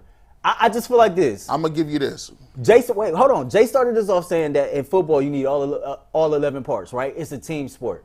If Deshaun Watson does his part and does more than enough to put the Browns in a situation to be successful, defense make plays too. I'm just throwing out like hypothetical numbers. All I'm saying is it don't have to look pretty. Did we win? Did you make a clutch play at a clutch moment? That's all I care about. I'm going to tell you why that's incorrect. You know why? Because I just sat up there and we talked about Darius Garland making all that money, getting 14 points a game. Yeah. Not going to work. If you Darius Garland and you're getting 14 and you're a max player, I can't say Darius Garland, you getting 14, that's good. Did we Is make it enough different plays? with football and basketball? No. You don't think so? No. I think so. Mm-mm. I think so. When you're the player and you're the man, your team look at you to make plays. When you're the quarterback, that's the way this game is built. But G, the great Jim Brown said famously, in football, you need all 11 parts moving in the same direction in order for you to have an opportunity to achieve your goal. He's the tip of the spear. It's the same way Donovan Mitchell got to get 30. Yeah. He has to get 30. Like that's Deshaun Watson. You got to realize this. You can run the ball, you can do some of them things, but I'm not going to take this. I'm not going to take no pressure off Deshaun Watson. He is that guy. He is 4. When you are that dude, you carry the same weight that Joe Burrow does. Yeah, he has he has to be the contemporary of Patrick Mahomes. If you want to beat Mahomes, when Mahomes come out and score, wait, we did see Mahomes win last year, though, with a lot of games where he did not throw for 300 yards. So tell me this, G. He go out here week 1, he throw for 350, say the Browns is down 3, he come back, and he lead us on a game-leading touchdown drive, and there's 19 seconds left, and our special teams unit give up a kick return for the touchdown, right? Deshaun had a great game, but we lost because the rest of the moving parts on the team didn't do their job. All I'm saying is Deshaun I'm not trying to like lessen the accountability for him, but I think we have to always keep in mind, and Tyvus alluded to this yesterday when I talked to him, it's not always about the numbers. You just need to make sure that everybody is doing their job so you can have a chance. Yeah, I mean, look, he can't do it by himself. He proved that in Houston. Right. He is going to need the other moving parts, but I think what G is saying is we have those moving parts. They're there. Like, we've got a defense that should hold the opponent under 20 points every game. The only thing we need is him. That means he needs 21. That's the only thing we need is him. They showed you last year what they had. They showed you with the coaching. They showed you with the people, the way they coached them up. The defense. They showed you. 5 quarterbacks, they made the playoffs. So they saying, let's make it this year with 1. They looking at Deshaun Watson and be like, listen, we know what you can do. I done seen it. We done seen you do it in college. We done seen you do it in Houston. We believe that we see you do it here. If they get that Deshaun Watson, they can beat anybody. I'm not disagreeing. I just feel like that if in the event that we're winning games and we're winning games ugly, there are going to be people who are still going to be pissed off because the stats don't look pretty. But as long as Deshaun Watson starts to separate that win-loss record in a Browns uniform and we can point to games to where he came up big in a big moment, I just think that should resonate more. Yeah, than we can't be winning in spite of him. Right. Some games gonna be ugly. Even if he's not the reason we're winning, we can't be consistently winning in spite of his poor play. I agree with that. I definitely agree with that. He's going to have to ball out. I think both things can be true in this conversation. Mike, I'm wondering if we could get back-to-back looks at the following graphics. You keep showing his numbers combined for 19 and 20. And you can put them up while you look for his 11 games that he's played for the Browns. I want to juxtapose those 2 full screens because there is a story to be told in those. And I'll start by, as we look at his numbers from 19 and 20, they are jaw-dropping. There is no question. I'll be perfectly honest, Mike. He was better than I even remembered. He was better than I remembered. When you look at the percentage of completions, it's 70%. Crazy. That's crazy. You look at the yards that he threw. That's 2 full seasons. He missed a game in there. 2. Crazy. He played 31 games. Yeah. So you're throwing for 4,300 yards. You're throwing for 30 touchdowns and 10 picks. They're not necessarily MVP numbers, but you're in that conversation. Both of those years. Now, granted, there wasn't the team success. Now, if we can... Real quick, there was team success in 19. They were 10-5. But did they win a playoff game? That was the year they won a playoff game. Okay, that was that one playoff infamous win. play against Buffalo when he spun out of the... Yes. Yeah, that game. So that was their good year, and then they were 4-12 the next year. Can we, after looking at these numbers, can we now go to his numbers with the Browns? Now, take a look at for every touchdown he threw, for every 3 touchdowns, he had 1 interception. Correct. It was a 3-1 touchdown and interception. His completion percentage and 11 games or 12, even though I counted it just because I know for you the total counted stats, the but it's Colts 11 game. real. He threw an games. interception and then was out of the game. But let's just call it 11 games. His quarterback rating is down 25 points. His touchdown to interception ratio went from 3-1 to 1.5-1. Not even. His completion, his yards per game went down dramatically. He was barely throwing for 200 yards a game. Mm-hmm. And his completion percentage, as I mentioned, went down 10 percentage points. The more I think about the situation, his only equal is Trevor Bauer. And the reason I say that is because they both went through something that none of us here, the average human being, 99.99% of the players in both leagues have never gone through anything like that. Like, what impact does it have on your psyche? And ultimately, let's face it, the biggest muscle in sports is here. Yeah. What impact does it have when the whole world thinks you're a pariah? And by the way, in both cases, neither were charged with crimes. Now, in Trevor Bauer's case, he has been blackballed. And I use that word very, very judiciously. Right. He is being blackballed. I'm sorry, that's it. Rob Manfred put out the bat cave sign, and everybody has been hands off. There are 10 teams in baseball right now that need Trevor Bauer, including the Cleveland Guardians. Yeah. And when I bring up his name to people that cover the team, Oh, they say, "Oh, he'll never play here. Yeah. He'll never. Oh, you can forget that." Yeah. Well, when you look at what these men have gone through, and by the way, 2 of his accusers are now in jail. In jail.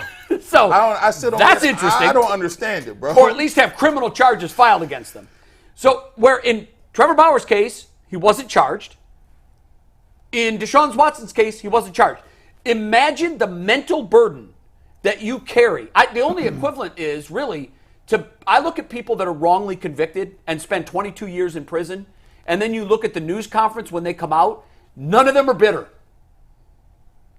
They stand before the cameras and they're like, I'm just glad to have my freedom back. And I know somebody That's like it. that. I know somebody like that. I mean, then you probably understand even better than I do. I don't know anybody. I've just seen countless interviews of people that have spent, in some cases, 3/4 of their life incarcerated. And then they get released and they say, well, DNA evidence. Now, if that was me, there would not be a happy bone in my body.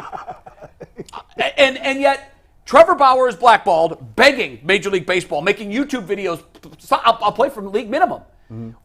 The guy was on one of the richest contracts we've ever seen. He was pitching at a Cy Young caliber. He's still in his prime, statistically. It's not like he's washed up. That's the narrative everyone wants to use now. Oh, he's washed up. He hasn't done it in years. We don't know what he would be. So I think the equivalent here is Deshaun Watson. And when you look at what Deshaun has been post that whole traumatic situation, we guys are not paying enough attention to the mental burden that man has carried onto the football field with him for the last 2 years. Hopefully he can shrug that off and move on. And if he can, we can see Houston Deshaun again. And I think that's what we got to understand, that in real life it really is a marathon. It's not just a sprint. And I think everything that you just talked about, I think that plays a role. Remember when we had Sean Porter on our show, and Sean Porter alluded to the fact that it would be hard mentally for Deshaun Watson to lock in because he had been away from the game for so long. Right. Now, the very first year, he made that decision on his own. Sure. He said he wasn't going to play for the Houston Texans. Even with the stuff that was swirling around, nobody said, Deshaun, you couldn't play. Right. He said, I'm not playing. Okay, boom, that was on you. You go forward, you get the suspension, and then you turn around the very next year and you get the injury. And I remember just so many different conversations to where I felt like, man, anytime this dude get knocked down, he try to pick himself back up, damn, something else happened. I agree. Right? Here it is, boom, damn, something else happened. You come off the best game of your career and now you're out. as a member of the Cleveland Browns, something else happened. It's just like, anytime you clear a hurdle, here's something else standing in your way that's trying to mentally destroy you. And all of us as men just know the pressure that we carry every day as intense. Men, and the mental stress that comes with just being a man, trying to provide for your family, just trying to be productive in this world, and how stressful that can be. So I can only imagine what the type of mental toll that took on him. I just pray that, man, day in and day out, he's getting healthier mentally. I hope so. That everything is starting to come together. Because, guys, I do think and this. everything is cool. I think that if, barring him getting over that mental hurdle, and you know what? Maybe he did that afternoon in Baltimore. That was the damn shame of that injury, was that might have been the apex moment for him where he finally said, you know what?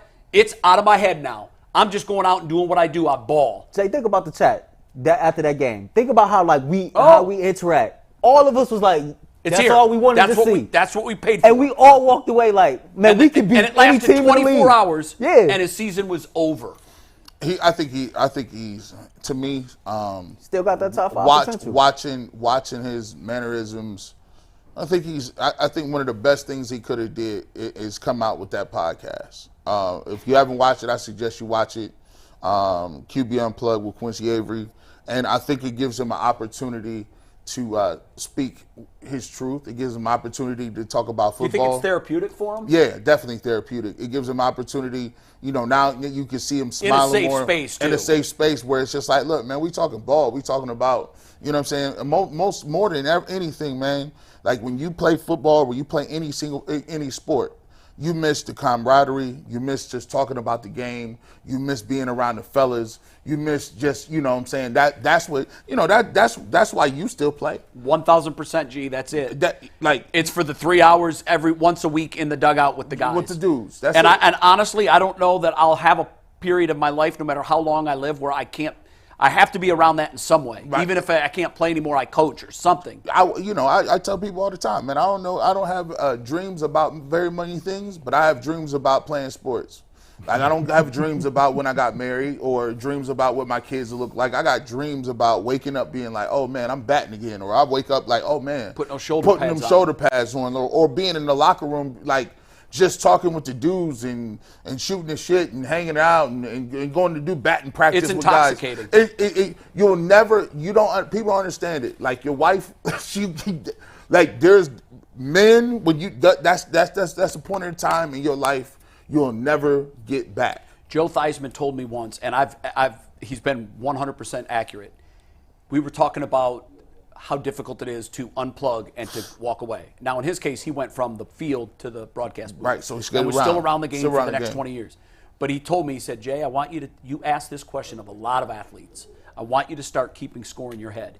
You always ask guys, what do you most miss about the game? He goes, you will never have anyone answer this in any other way than the following. Being around the guys. Yep. The fellas. Yep. The camaraderie. And he's right. He told me this in 2003. It's been 21 years. I've asked that question to 1,000 athletes. They've all said the same thing. It's funny. It's the guys. When I did that last interview with Cecil, and Cecil talked about the career-ended injury, he said that night was the most peaceful he had been in a long time, sleeping in the hospital overnight in Tampa. He said, but, as things got further removed, he just missed the guys. He missed being in the locker room with the guys. No one says, oh, man, I missed that 6 a.m. first of two-a-days. Oh, I missed that. And he did say Jameis Winston was hilarious. Oh, I bet he is. I still get sick to my stomach when you say 2-a-days. Yeah, it's the winning. I mean, like those that won at a high level, like Tom Brady, he might answer it like holding that trophy because he did it 100 times. But for most guys, I can't even remember since Joe Theismann told me that anyone ever answering that any differently for me than being around the guys. It makes me want to go home and watch Friday Night Lights. Remember when Preacher Boy was in the locker room going off like we went through 2-a-days, they went through 2-a-days, and that's why McNuggets goes to so many damn weddings. McNuggets was like Mike Winchell, the quarterback for the Panthers. There's nothing like it when you get back with the fellas for any kind of reunion setting. You're telling war stories that get bigger back. And probably further from the truth as time goes on, but that's what you live for, and it is intoxicating. And I'll just put a bow on it like this. I think it's easy for him to get in the top 10. If he plays like he did in Baltimore, he has a chance to get back in the top 5. But I think realistically he can be in the top 10, and my sincere hope for this man and this fan base is that he is done with that part of his life mentally, and now he can just go out and spend the next 5 to 10 years playing football, not worrying about charges that were never filed, women that all came together for a common cause and all walked away with paychecks while he struggled mentally with a game that came so easy to him. I hope for him that it comes back, and that only means good things for the fans. UCSS fans, man, throw the foes in the chat if you ride with foe this year, man. All right, let's go. put 'em Let's up. get it. There you go. Everybody. Throw them Everybody. foes up. Throw them foes in the chat. The Ultimate Cleveland Sports Show is, as always, is brought to us by FanDuel. It's winner take all time in the NBA and NHL, and FanDuel is giving you a shot to bring home a big win of your own. Right now, new customers get $150 in bonus bets with any winning $5 bet. That's $150 to bet on spreads, money lines, player props, and much more. So visit FanDuel.com/UCSS and make every playoff shot count. FanDuel, America's #1 sportsbook. We're going to fly through this topic, guys. Did you pick up a cold? No, I am You on sound like, a little nasally. I'm on like 2 hours of sleep from this weekend, Oh. so I'm in So my you got own- hangover voice. I'm in La La Land right now. Y'all are talking. I hear half of it. I'll Was be it worth honest. it? It was one of the most fun weddings I ever had in my entire Then it was absolutely So worth yeah, it. it was a Good. blast. Bro was turned. It Yeah, must have it's- been, He was man. turned. 2 hours sleep. Woo. It's been a hell of a weekend. Let's just put Man, it that it's way. fun to be in my 20s. I wish I was in my 20s. Yeah, But- now you're 30. That's right. I know, 31. I know. It becomes He's harder to 31. operate on 2 hours sleep and a weekend bender. Yeah. Yeah. Wait till you're 58, bro. You'll do that one beer, and then guys say, "You want to know?" Man, I'm holding tight on this one right now. So we're gonna fly through this one because we do want to talk Guardians, and Okay. we're definitely gonna give them a lot of attention. Crazy walk-off, Lindor's return tonight, but PFF put out their ranking of the most underrated player on each NFL team, and they came up with Mo Hurst as the answer for the Browns. Mo surprised Hurst, by the that. most underrated Browns player. We'll spend 5 minutes on this real quick. Do you agree with Mo Hurst? And if not, who is the most underrated Brown? I disagree. I think it's DeJuan Jones. That's a good one. I don't. Interesting. I'm not sure that we live in the weeds on this.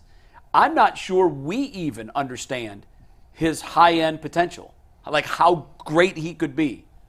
Yeah. And it's because of his sheer physical dominance, and his footwork's pretty damn good for a guy that big. Yeah. Listen to people. He's starting. Joe Thomas said it. I think he's going to end up being a perennial Pro Bowler. Yeah, I do too. I And think. no too. one thought that when he was drafted. I think. Joke on them, man. I know. Joke on them. Because if you did a redraft of last year's draft, he's probably a top 5 pick. Well, he's definitely a first rounder. Yeah. I don't know about top 5. I would say that because of the position he plays. Maybe. He's probably the first tackle off the board. Let's just put it he'd that be way. among them. Yeah. Yeah. I'm gonna go with He's not top 5, and he's not the first tackle, but he's close. No, I think he'd be among the top tackles. And I think he would Paris be- Johnson, the Yes, still Ohio be- State guy, had an incredible rookie season, and he stayed healthy, which is the one which is a knock big on difference. DeJuan. Yeah. But I still think he would be I think he'd be a first rounder. 100% first, and he would be 100% among the first tackles 100% off the first board. round pick. I mean, and nobody thought that was going to be the case. Remember after the minicamp, his first workout, his first day on the field, he was throwing up. He was puking. Oh my God! It was like the collective media chorus was, "Whoa, they missed on this pick." except for G. Bush. That's right. G. Bush was in his camp. But it's funny, though, like when I seen this question. Give it up, G. Well done. When I seen this question, man, Mo Hurst was only underrated to people outside of Cleveland. Like Browns fans, That's what I thought. we know what we got, right? Like people on the team, they know what they got. This is a dude that every time you see him on the football field last year was highly productive Making plays. and was an impact player Yeah. making plays. He had an interception. I think he had like 5 tackles for that loss, pick, yeah. a sack and a half. Yeah. Like he was always a disruptive force. He And was a dude that like the belly rubs. I was just coming gonna say, the top flight often. celebration. Like it was coming often because he was out there balling. So for people nationally to think Mo Hurst is underrated, joke on them because here in Cleveland we know he's an impact Yeah. player. Can I guess who you're going with? Because it was my number 2. Who? JOK. No. Okay. No. Because remember, JOK was on his way out of football. Yeah, JOK. And now he's a Pro Bowler. He's my number 2 right there. Okay, all And right. This may seem kind of strange. I'm gonna go Amari Cooper. You know what? That's fair. When you talk about receivers, right, and talk about top 10 receivers or receivers that's like, like number ones, they never mention Amari Cooper. No, he's Ever. overlooked. He Hell, never. Dallas overlooked him when they dealt him for nothing. Yeah, we got him for free. We talked about it last year. We talked about when he got here. Well, maybe we might not be able to sign him back, and then all he goes up is puts the best numbers up of his career, back-to-back years. Breaks the single game record for yards in a game. And for me, it's like he's not he's not gonna get all the flashy stuff, but he's a route tactician. And the thing I love about him most is he plays hurt. There's plenty of times with either concussions or the foot or a lower body or the sports hernia or a growing, like he showed up. All them games where you had 5 different quarterbacks, Amari Cooper was always available, ready to go.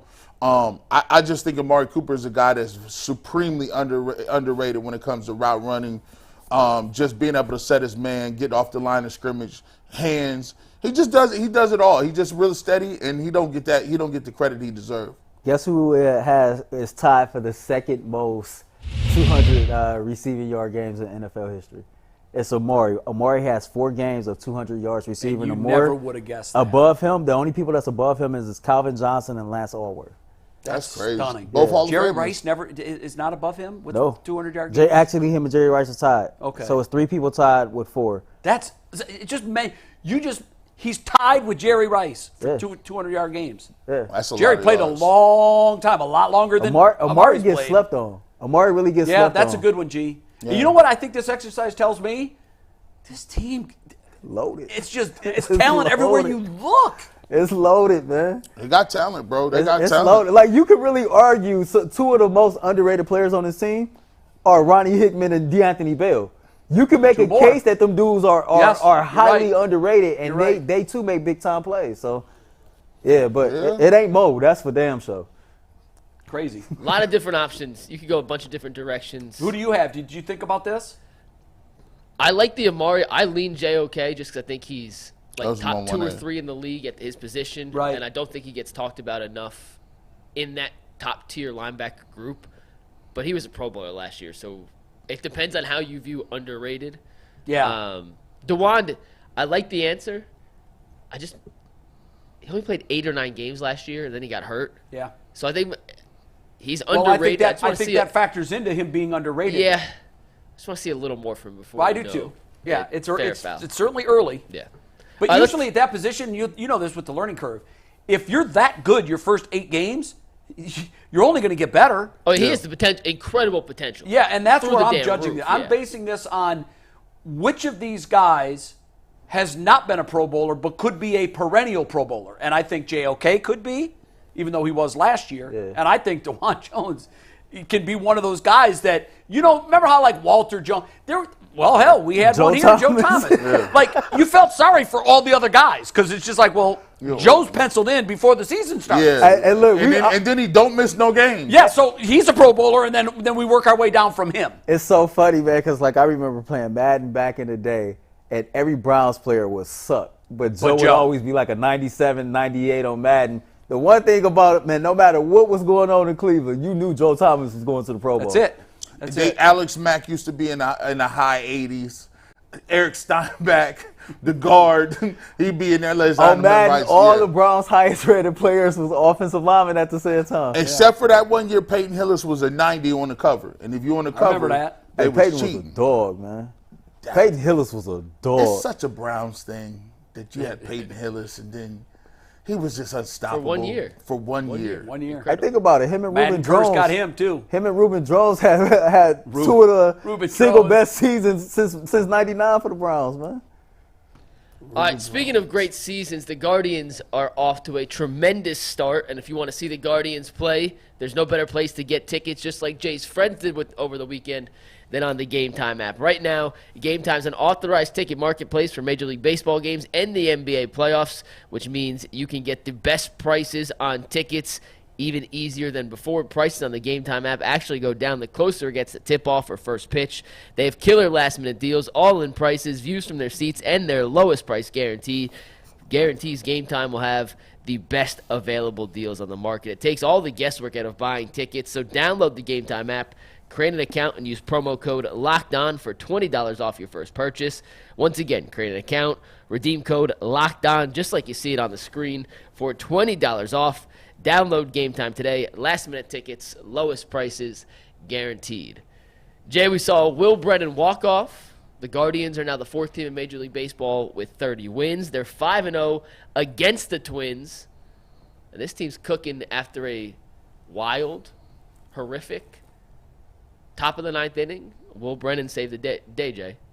It was pretty fun to watch. It was one of the craziest games I can remember watching in a very, very long time because the game literally should have been decided in the top of the 9th when Emmanuel Clase came on and with 2 out and nobody on, he barely dings the pad of a Twins hitter who gets first base. Then there's a ground ball to Rocchio at second, who has the out at first. It's a routine ground ball to short. The game is over.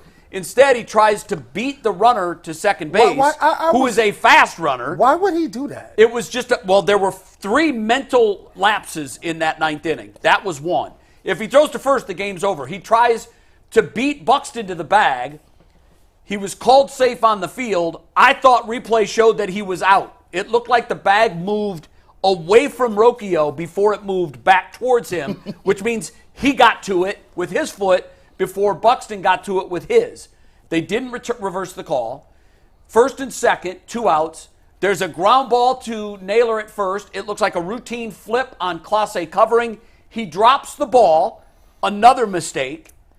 So instead of it being bases loaded with 2 outs, this was the one that really shocked me. Naylor picks up the ball, and Buxton is halfway to home. He's in no man's land. Well, you remember from Little League, when you're in a rundown, you run at the runner. Guy, go right at the runner. Make him choose a base.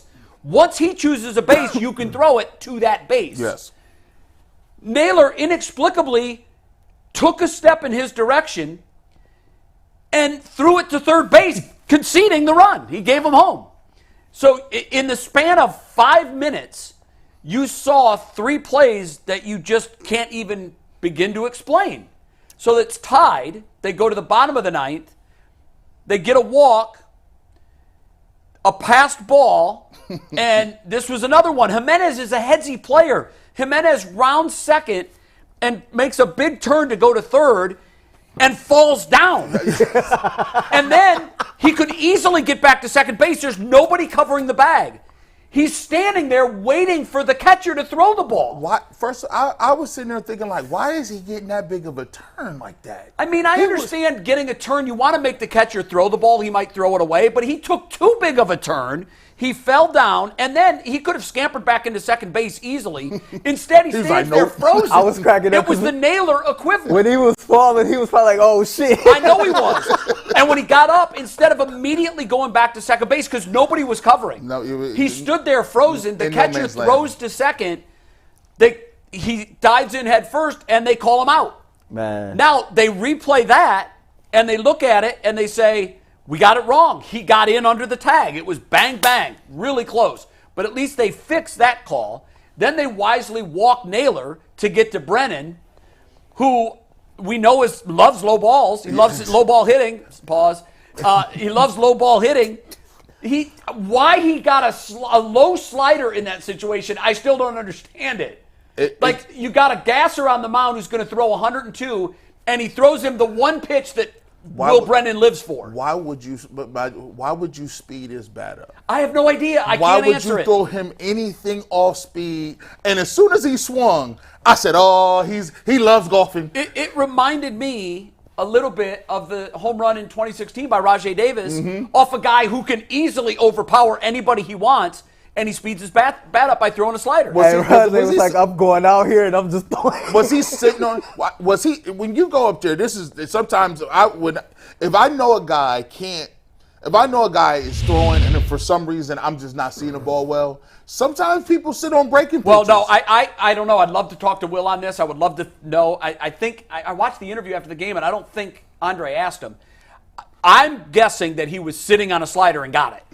Because right. with 102, that's a different league. Like 95 is A-plus fastball. 102 is almost 10% faster than that. You hit it, you're lucky. They said it's less than point. Like you have like 0.2 of a second to even decide whether or not to all swing. Of it. The decision, first of all, you have to decide. There has to be pitch recognition. Then you also have to decide plate discipline. Is it in my box? Can I hit it? And I just think I know what I do when I'm overmatched by a guy. Early in the count, I'm thinking off speed. Yep. I'm hoping to see an off speed pitch, and if I see it, I'm going to nail it because I'm sitting on it. And I think that's what happened to him. Had to. And he just put it in the seats. And you talk about a game of inches. All of these plays are inches. Literally, the hit Batman. Hit by pitch. I couldn't even tell if he got hit. The play at second base that should have ended the inning, inches. The flip to Clase, inches.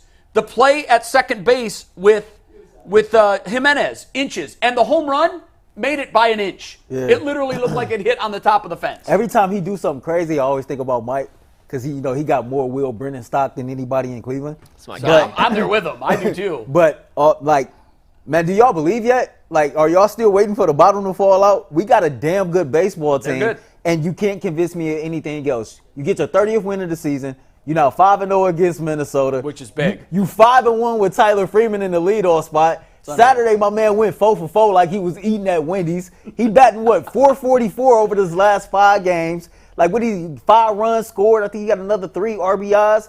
Jose with a clutch home run Friday night. Oh, my God. You in Friday my was house. another one. Friday's game was unbelievable. He let you know you in my house. I loved it. This team finds exciting ways to win. They find ways to keep us engaged. They starting to look good when they out here playing. Those uniforms, by the way, were... I am having so much fun. My all-time favorite Cleveland Indians uniform. Having so much fun watching them, man. Like, Jay, we 13 games over 500 in the month of May. I don't remember this over the last 5 or 6 years being the case. Like, I'm just having so much fun watching this team. No, you'd have to go back to the 90s probably. Just watching them win, watching the different variations of how they win. Like, I found myself more engaged watching baseball than I have been in a long time. I got a question for you about Tristan, right?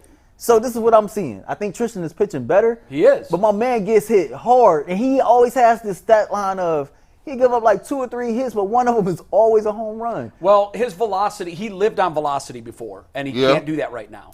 I'm not saying that he'd never do that again, but right now it's just not there. And when you take a fastball pitcher, everything plays off of the fastball. Like your slider's better when your fastball's better. And because his fastball isn't what it is, guys are going to square him up. Now it's just a matter of becoming a pitcher. Instead of throwing the ball over the plate, you're throwing it to spots. You're hitting the edges and the corners. You're throwing to cold zones to certain pitchers. If a guy can't handle up and in, that's where you throw it. And he's for the most part, he's had some moments this year where his command wasn't good, but for the most part recently his command has been better. And that's going to be a fear of mine all year. He's going to give up the big ball. It's going to happen. But it's almost like he needed to settle down or something. It feels that way. He's pitching differently now. And so he's learning this as he goes. Bibby's kind of fallen into the role of ace. Mm-hmm. You know, what was crazy last night was how that's why wins and losses are the most overrated stat in sports. Like Clase gets the win. Right. Okay. He blew the save. I mean, it was through no fault of his own. There was all kinds of mental errors and physical errors happening all around him. But then he ends up getting the win. The best pitcher on the bump yesterday was the Twins starter, who gave up a 2-run homer to the second hitter of the game, and after that, he didn't give up a hit. He locked in after that. He was perfect. And the guy was off the hook for the loss when they get the run in the 9th inning, so at least he didn't get the L, because it would have been like one of the most gut-wrenching losses ever. The guy made one bad pitch, and other than that was perfect. And he was going to take the 2-1 loss until the 9th inning. I think my man hit the home run one game too early. I need Jimenez to hit that home run tonight. It's a statement home run if you hit it tonight. Yeah, no, you're right. If he does hit it tonight, it is a statement because Frankie's in town. You know what they say in baseball? You can't save no offense. Either you can score 12 runs in one game and come back and get no hits the next game. No, you're right. You asked. Is people buying in? I showed Jay this during the break. It says, this is from Nick Camino. He says, Guardians drew nearly 100,000 people this weekend in May. Baseball is alive and well in Cleveland. Love the first place club. Now, that's an average of about 30,000. Wonderful crowds all weekend. Over the weekend against the Twins. Now, somebody did say this, though. You guys are always hating. Dollar Dog Night. $2 beer night, bobblehead and beloved star player, great weather, baseball is alive, but the promotion... There's no asterisk next to attendance. But the promotion department knocked it out of the park. What they always do. That's cool and all, but you also was playing a team that you're going to be dealing with all year long. And that's the key. And so Mikey had the question this morning, what's more significant, them being the 4th team in Major League Baseball to get to 30 wins, or the fact they're 5-0 over Minnesota? It's easily that one. 5-0. The Twins are where they are, and the Guardians are where they are because of those 5 games. Yep. Like the Twins hit a speed bump against the Yankees, which they always do, but they've lost I think 6 or 7 in a row now. The Guardians, despite losing their best pitcher and despite losing their most significant hitter, not their best hitter, Stephen Kwan. I think Stephen Kwan is their most significant hitter because he's a table setter. So they've been without both of those guys, and they're 13 games over 500. They're in first place. They're 5-0 against the Twins. No matter what happens the rest of the year in baseball, you're going to figure out the winner of the AL Central by looking at two things. What's your record against the Royals, and what's your record against the Twins? And the Royals, now this is a huge, huge series. We haven't seen the Royals yet. When we see them coming up, that's going to be big because the Royals are also for real. Yeah. I thought the Twins were going to be their most, and at the end they might be. I thought they were going to be the Guardians' most serious competition. But this Royals team, even though they're doing it somehow with crazy smoke and mirrors, they're there. Lugo's and they keep incredible. winning. What? Lugo, their pitcher, has been incredible. He's been unbelievable. Incredible. And they've got some exciting young talent. They're a good baseball team. So I'm not going to discount them. They're going to be there for the stretch. What's going to determine the winner of this division is who has the better record amongst those three, because I still think Detroit's a little bit further away. Who has the best record against the Royals, Twins, and Guardians against one another? That's who's going to the playoffs. Let me ask you this as well. The last 6 games, Tyler Freeman has been a leadoff hitter, and I remember before that you was kind of hoping Stephen Vogt would find some way to tinker with it, right? Yes. Mike did a topic last week about can we trust him in center field. I think it was Friday's game. One of the first hard hit balls of the game went straight to him. He made a hell of a play out there. I fully center. trust him defensively. My question is, when you see how he's hitting recently at the plate, I know Stephen Kwan just started his rehab. When Kwan comes back, he's definitely going back into the leadoff spot. Absolutely. What are you going to do with Tyler Freeman at that point? Well, you just keep him in center field, and I wouldn't be I don't know that you want to drop him to number 9. The reason I say that, a lot of teams, you call it doubling up speed. When you have a good on base guy that can run at 9, you make your lineup that much more potent because now it's like you have 2 leadoff men. I don't know if you want to drop him down where he loses that many at bats. The difference between the 9 hole and the 1 hole on average at bats per game is almost 1 over the course of a season. Like you're getting a lot more at bats in that leadoff hole. You could put him at 2. You could start dropping everyone down.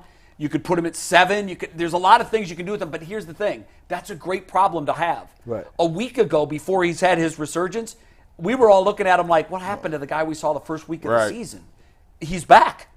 And who knows? Maybe he figured something out in his swing. Maybe he adjusted to the pitcher's adjustments. No matter what anyone tells you, success and failure in Major League Baseball is all about adjustment.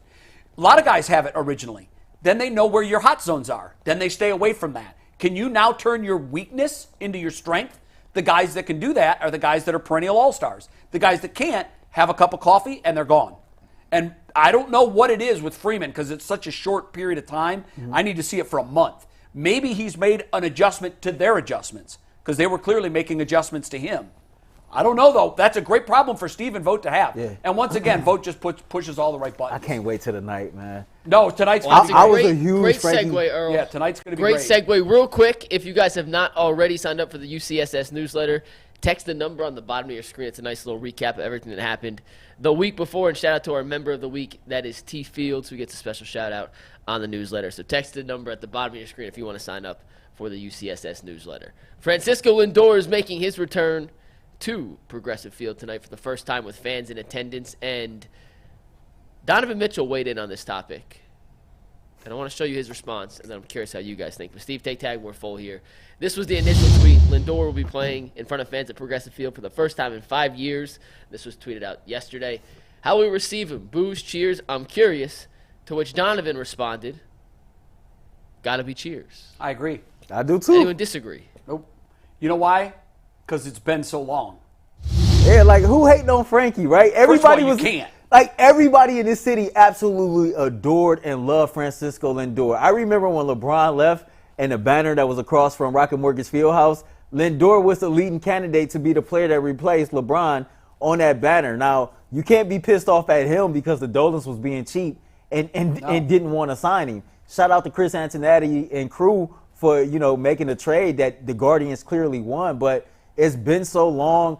I can't wait to see him. Hopefully he's excited to be back in the city. I think he's going to get cheered. I think he's going to get some loud cheers.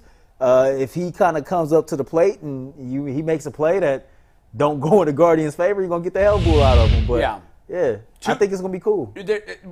Time heals all wounds. Yeah. if he was traded inside the division and he would have come back in the third week of the season the next year, he would have been booed. Unfairly, he would have been booed because he wasn't the bad guy in this situation. No. If you're looking, and I don't even know that there was a bad guy. I think fans wanted to make the Dolans the bad guys because it's not in their DNA to sign someone for their entire career. It's just not. Right. They're never going to have a superstar except for Jose Ramirez, who gave them a hometown discount. He left $100 million on the table to stay here. He loves it here. He wants to play here his whole career. That makes him a good guy. They should do a Jose Ramirez statue when he hangs up his uniform, and they probably will. For Frankie, he was the guy that if you were ever going to break the bank, he was the guy. Yeah. Mr. Smile. Fans loved him. He plays with a youthful enthusiasm. He's what I call a top step of the dugout kind of guy. He's the first one to congratulate guys when they come in. He's rah-rah. You can't hate on him.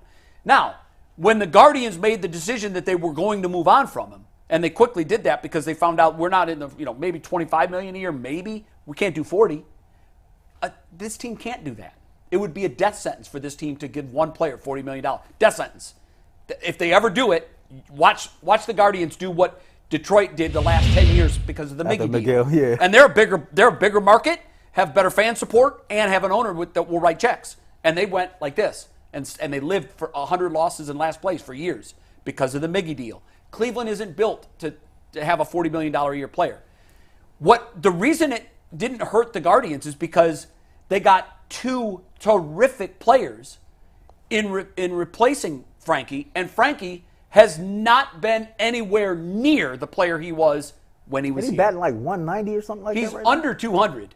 I think he's got 7 home runs. Seven home runs. He's batting like 190. He's under 200 for sure. He might be at 195, but guys, he was a 5-tool guy here. He did everything.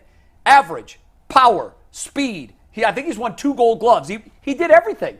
And so for the Guardians to replace him with a guy who has a platinum Gold Glove, and a Gold Glove, even though he went to second base, and Ahmad came over and, they moved him on, obviously, in a trade, but I think that the Guardians, without question, won that trade, and the Mets, he was supposed to be the difference maker for the Mets. He hasn't been. Mets haven't been to the World Series. Mets haven't won anything. And Frankie's playing so far below his career WAR. His career WAR is like 45.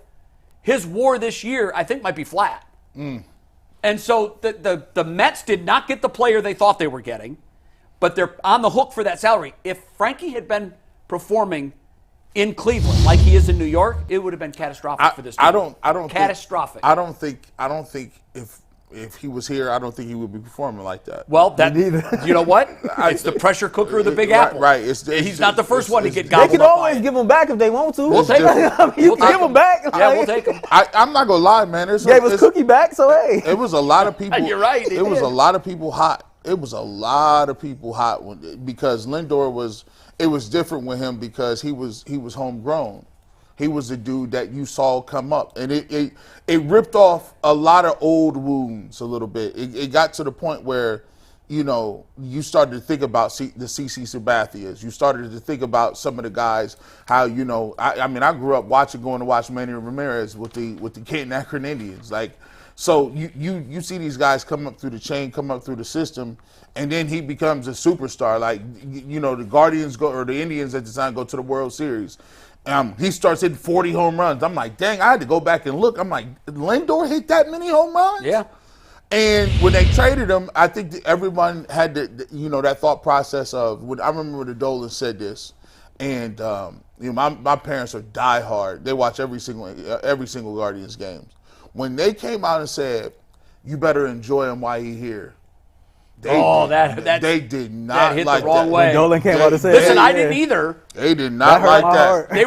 They were just softening the blow. Yeah. They were preparing us for the inevitable because they already knew my checkbook can't afford that. I was like, man, they was hot. I'm like, but look, man, they worked their way out of that situation because they traded him. They got I would say they at this point they won that trade. and it kind of lended itself to them people getting over him. But the thing is this, though. If you have that, you have to realize that even if you got the guys now, they only going to be here for a certain period of time. I think that's the hardest part for people to get over. Like, we're a transitional team. Yeah, that hurts. It's so funny because everybody know Manny was my favorite, right? And as a kid, how invested you are in your players. When they trade your favorite player, you cry. It's hurt, right? So I looked at the Frankie thing. The Guardians caught me healed and broke my heart again. That's all they did. Yeah, that's right. They caught me healed, and then they broke my heart again. I tell y'all all the time, I still remember Manny's last at-bat as a member of the Indians. We was going against the Kansas City Royals. It was the bottom of the 8th. He comes up for the last time, tip of the cap. Crowd is going crazy. They know what's going on. First pitch you see, smack it. Straight out the ballpark. That's Manny. Comes back, tip of the cap again. A couple months later, I see my boy putting on a Red Sox jersey. Now I'm up here talking about Nomar Garciaparra and trying to figure out everybody on the Red Sox roster. And sure enough, Frankie come around. I said, man, they ain't going to do it again. Because to your point, if anybody is worth writing a check for, he was the guy. It's this dude. And when Dolan was like, you better enjoy it while you have him, I was like, yeah, see, this is why you don't do relationships. Here's what's crazy. This is why you don't do that. It's just worked out for the Dolans. And here's why. It would be bad enough if he would have gone to the Mets and hit 40 home runs every year. But his last 3 seasons in Cleveland, I'm not going to count 20 because it was the COVID season, and he had 200 at-bats. But between 17, 18, and 19, he had 105 home runs, 33, 38, 32. In his 3 full seasons with the Mets, 20, 26, 31. But his batting average is the thing that, for me, I can't figure out what happened to him. His last 3 seasons in Cleveland, 277, 284, 258. He's been 230, 270, 250 in New York. He's hitting 197 this year. Like, I'm not sure if it's the pressure. I'm not sure if it's complacency because he got the money and he's set forever and ever with life money. Or is he following the trend that I don't care what my average is, I want to hit home runs? Maybe, but like why have his home run totals gone down? Like, you'll sacrifice 40 points on your batting average for 10 home runs. He's gone down 40 points, and he's gone down 10 home runs. He's hit 77 home runs in his 3 full seasons in New York. He had 105 his last 3 here. I just think it's a combination of what both of y'all said. It's that pressure playing in the Big Apple. New York, we will take him back. Yeah. I promise to God we will. What is good power from a shortstop? Oh, I'd take 20 home runs. 20 would be. It's not a power position. Yeah. So we were judging him based on his own bar. Yeah, right. So now how many home runs he hit? He's got 7 this year, and he'll probably finish with 30. That's what he'll do. And so if he's hitting 200, don't hit none this week. Don't hit none the next 3 days. Please don't hit none this week. Don't get hot this week. But you know what? I expect him to have a huge series. You know why? He's back in his comfort zone. And shout out to Logan Allen. I think the last 12 innings he's pitched, no runs allowed. He had 7 strikeouts last game. Like I'm really. And Bybee, pitching is going to be. They're going to be okay. The casual fan is back locked in, man. They had 100,000 for 3 games. I think they're going to get big numbers for these. I hope with Frankie being in town. Oh, I'm sure they will. Speaking of fans, we got our first look at a potential rendering of a National Women's Soccer League stadium that could be coming to Cleveland. Steve, you can take this full whenever you want. Jay, I know you guys talked about this on Channel 3, but thoughts on Cleveland potentially getting a National Women's Soccer League team and how this rendering fits into the big picture of the Cleveland sports scene?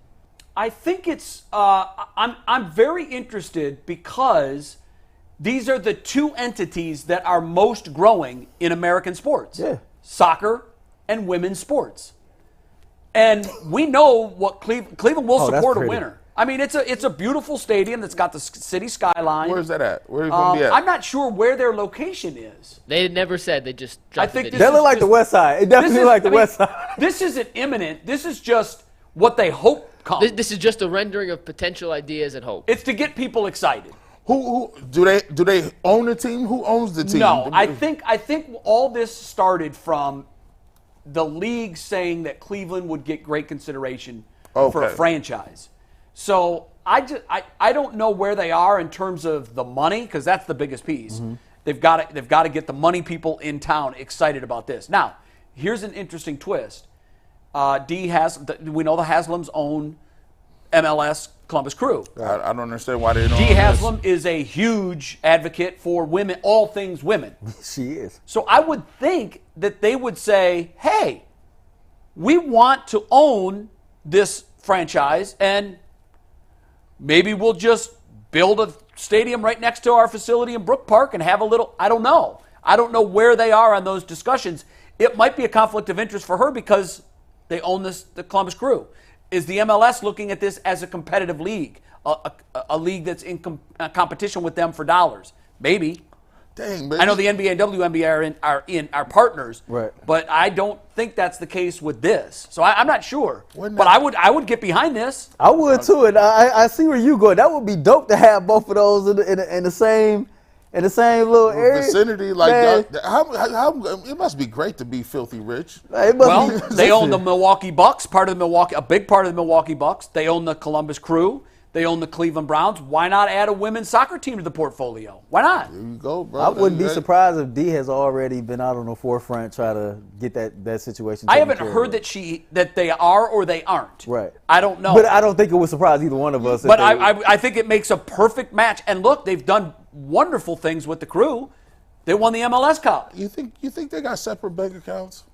I doubt it. Not at this point. You think I'm trying to figure out how. And there probably wasn't a prenup. They're sharing.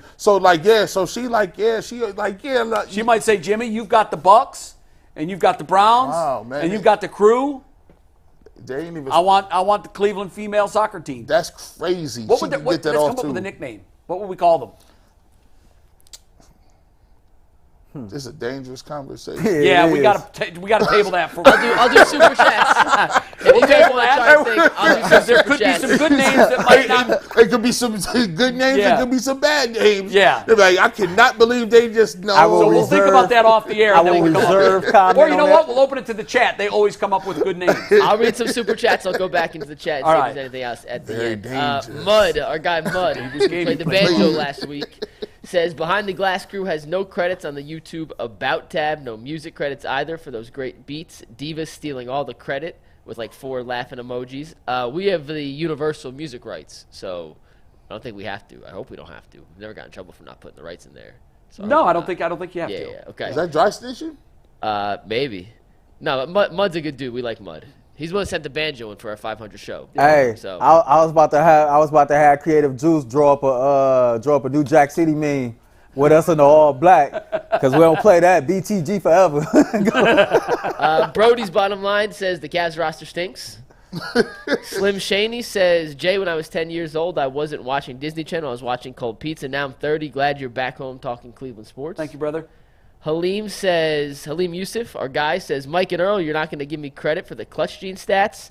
Love you guys. Hey, that's who it was. I told Mike who it was. He called me on the radio, man. Shout out to you, man, because he kept pushing for it. Pushing for it. Salute. I told you it was coming. Hey, Halim, Earl did not tell me who called. He just said someone called. And I was going to say, it was you. If Halim provided the stats, you could have saved me 20 minutes this morning. Yeah, you know what? I would say this. Be careful of the people that break their arm patting themselves on the back. Halim didn't provide the stats. Halim's a good dude. We like Halim. All right. Great dude. Shout out to you, bro, man. Thanks for the phone call and the support. Especially for the good stat. Yeah. Mac Dog says, does the panel agree that players personify their head coach? And does UCSS think Koby goes after players that JB wants, guys that are nice and easygoing instead of dudes that are tough and got a dog? Easy like Sunday morning. Very well could be the case. Yeah. We got a lot, and there's nothing wrong with good citizens. I love good citizens. But we got a lot of super nice guys on the team.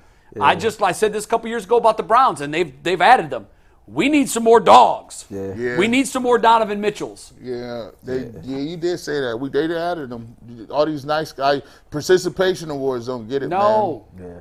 And look, I'm all for good citizens. Right. But I need somebody with a fire in their belly. You can be good citizens with a fire in your belly. Yes. We are Clevelanders. Donovan Mitchell. I mean, he's a perfect example. We understand what it is to be from this city, right? We don't take no shit here. No, we don't. And Max Strus, I think you're right. I think Max Strus was miscast this year. He was. No, very miscast. He was playing out of position. So I'm curious to see if the coaching decision comes and we get a new coach, How will this new coach, Eric Spoelstra, use Max Strus? Right. I give them, right, Steve Kerr. I give them 2 first-round draft picks for him. Hey, Right, if Steve. you're Dan Gilbert, I mean, you got money. as he Bring in said, Eric Spoelstra. Let's see where we How are. will Eric supposed to do this? That's the same thing I'm saying, Steve Kerr. Yep. Right? You feel me, Steve? Do you think the Heat would take that? You know the Heat.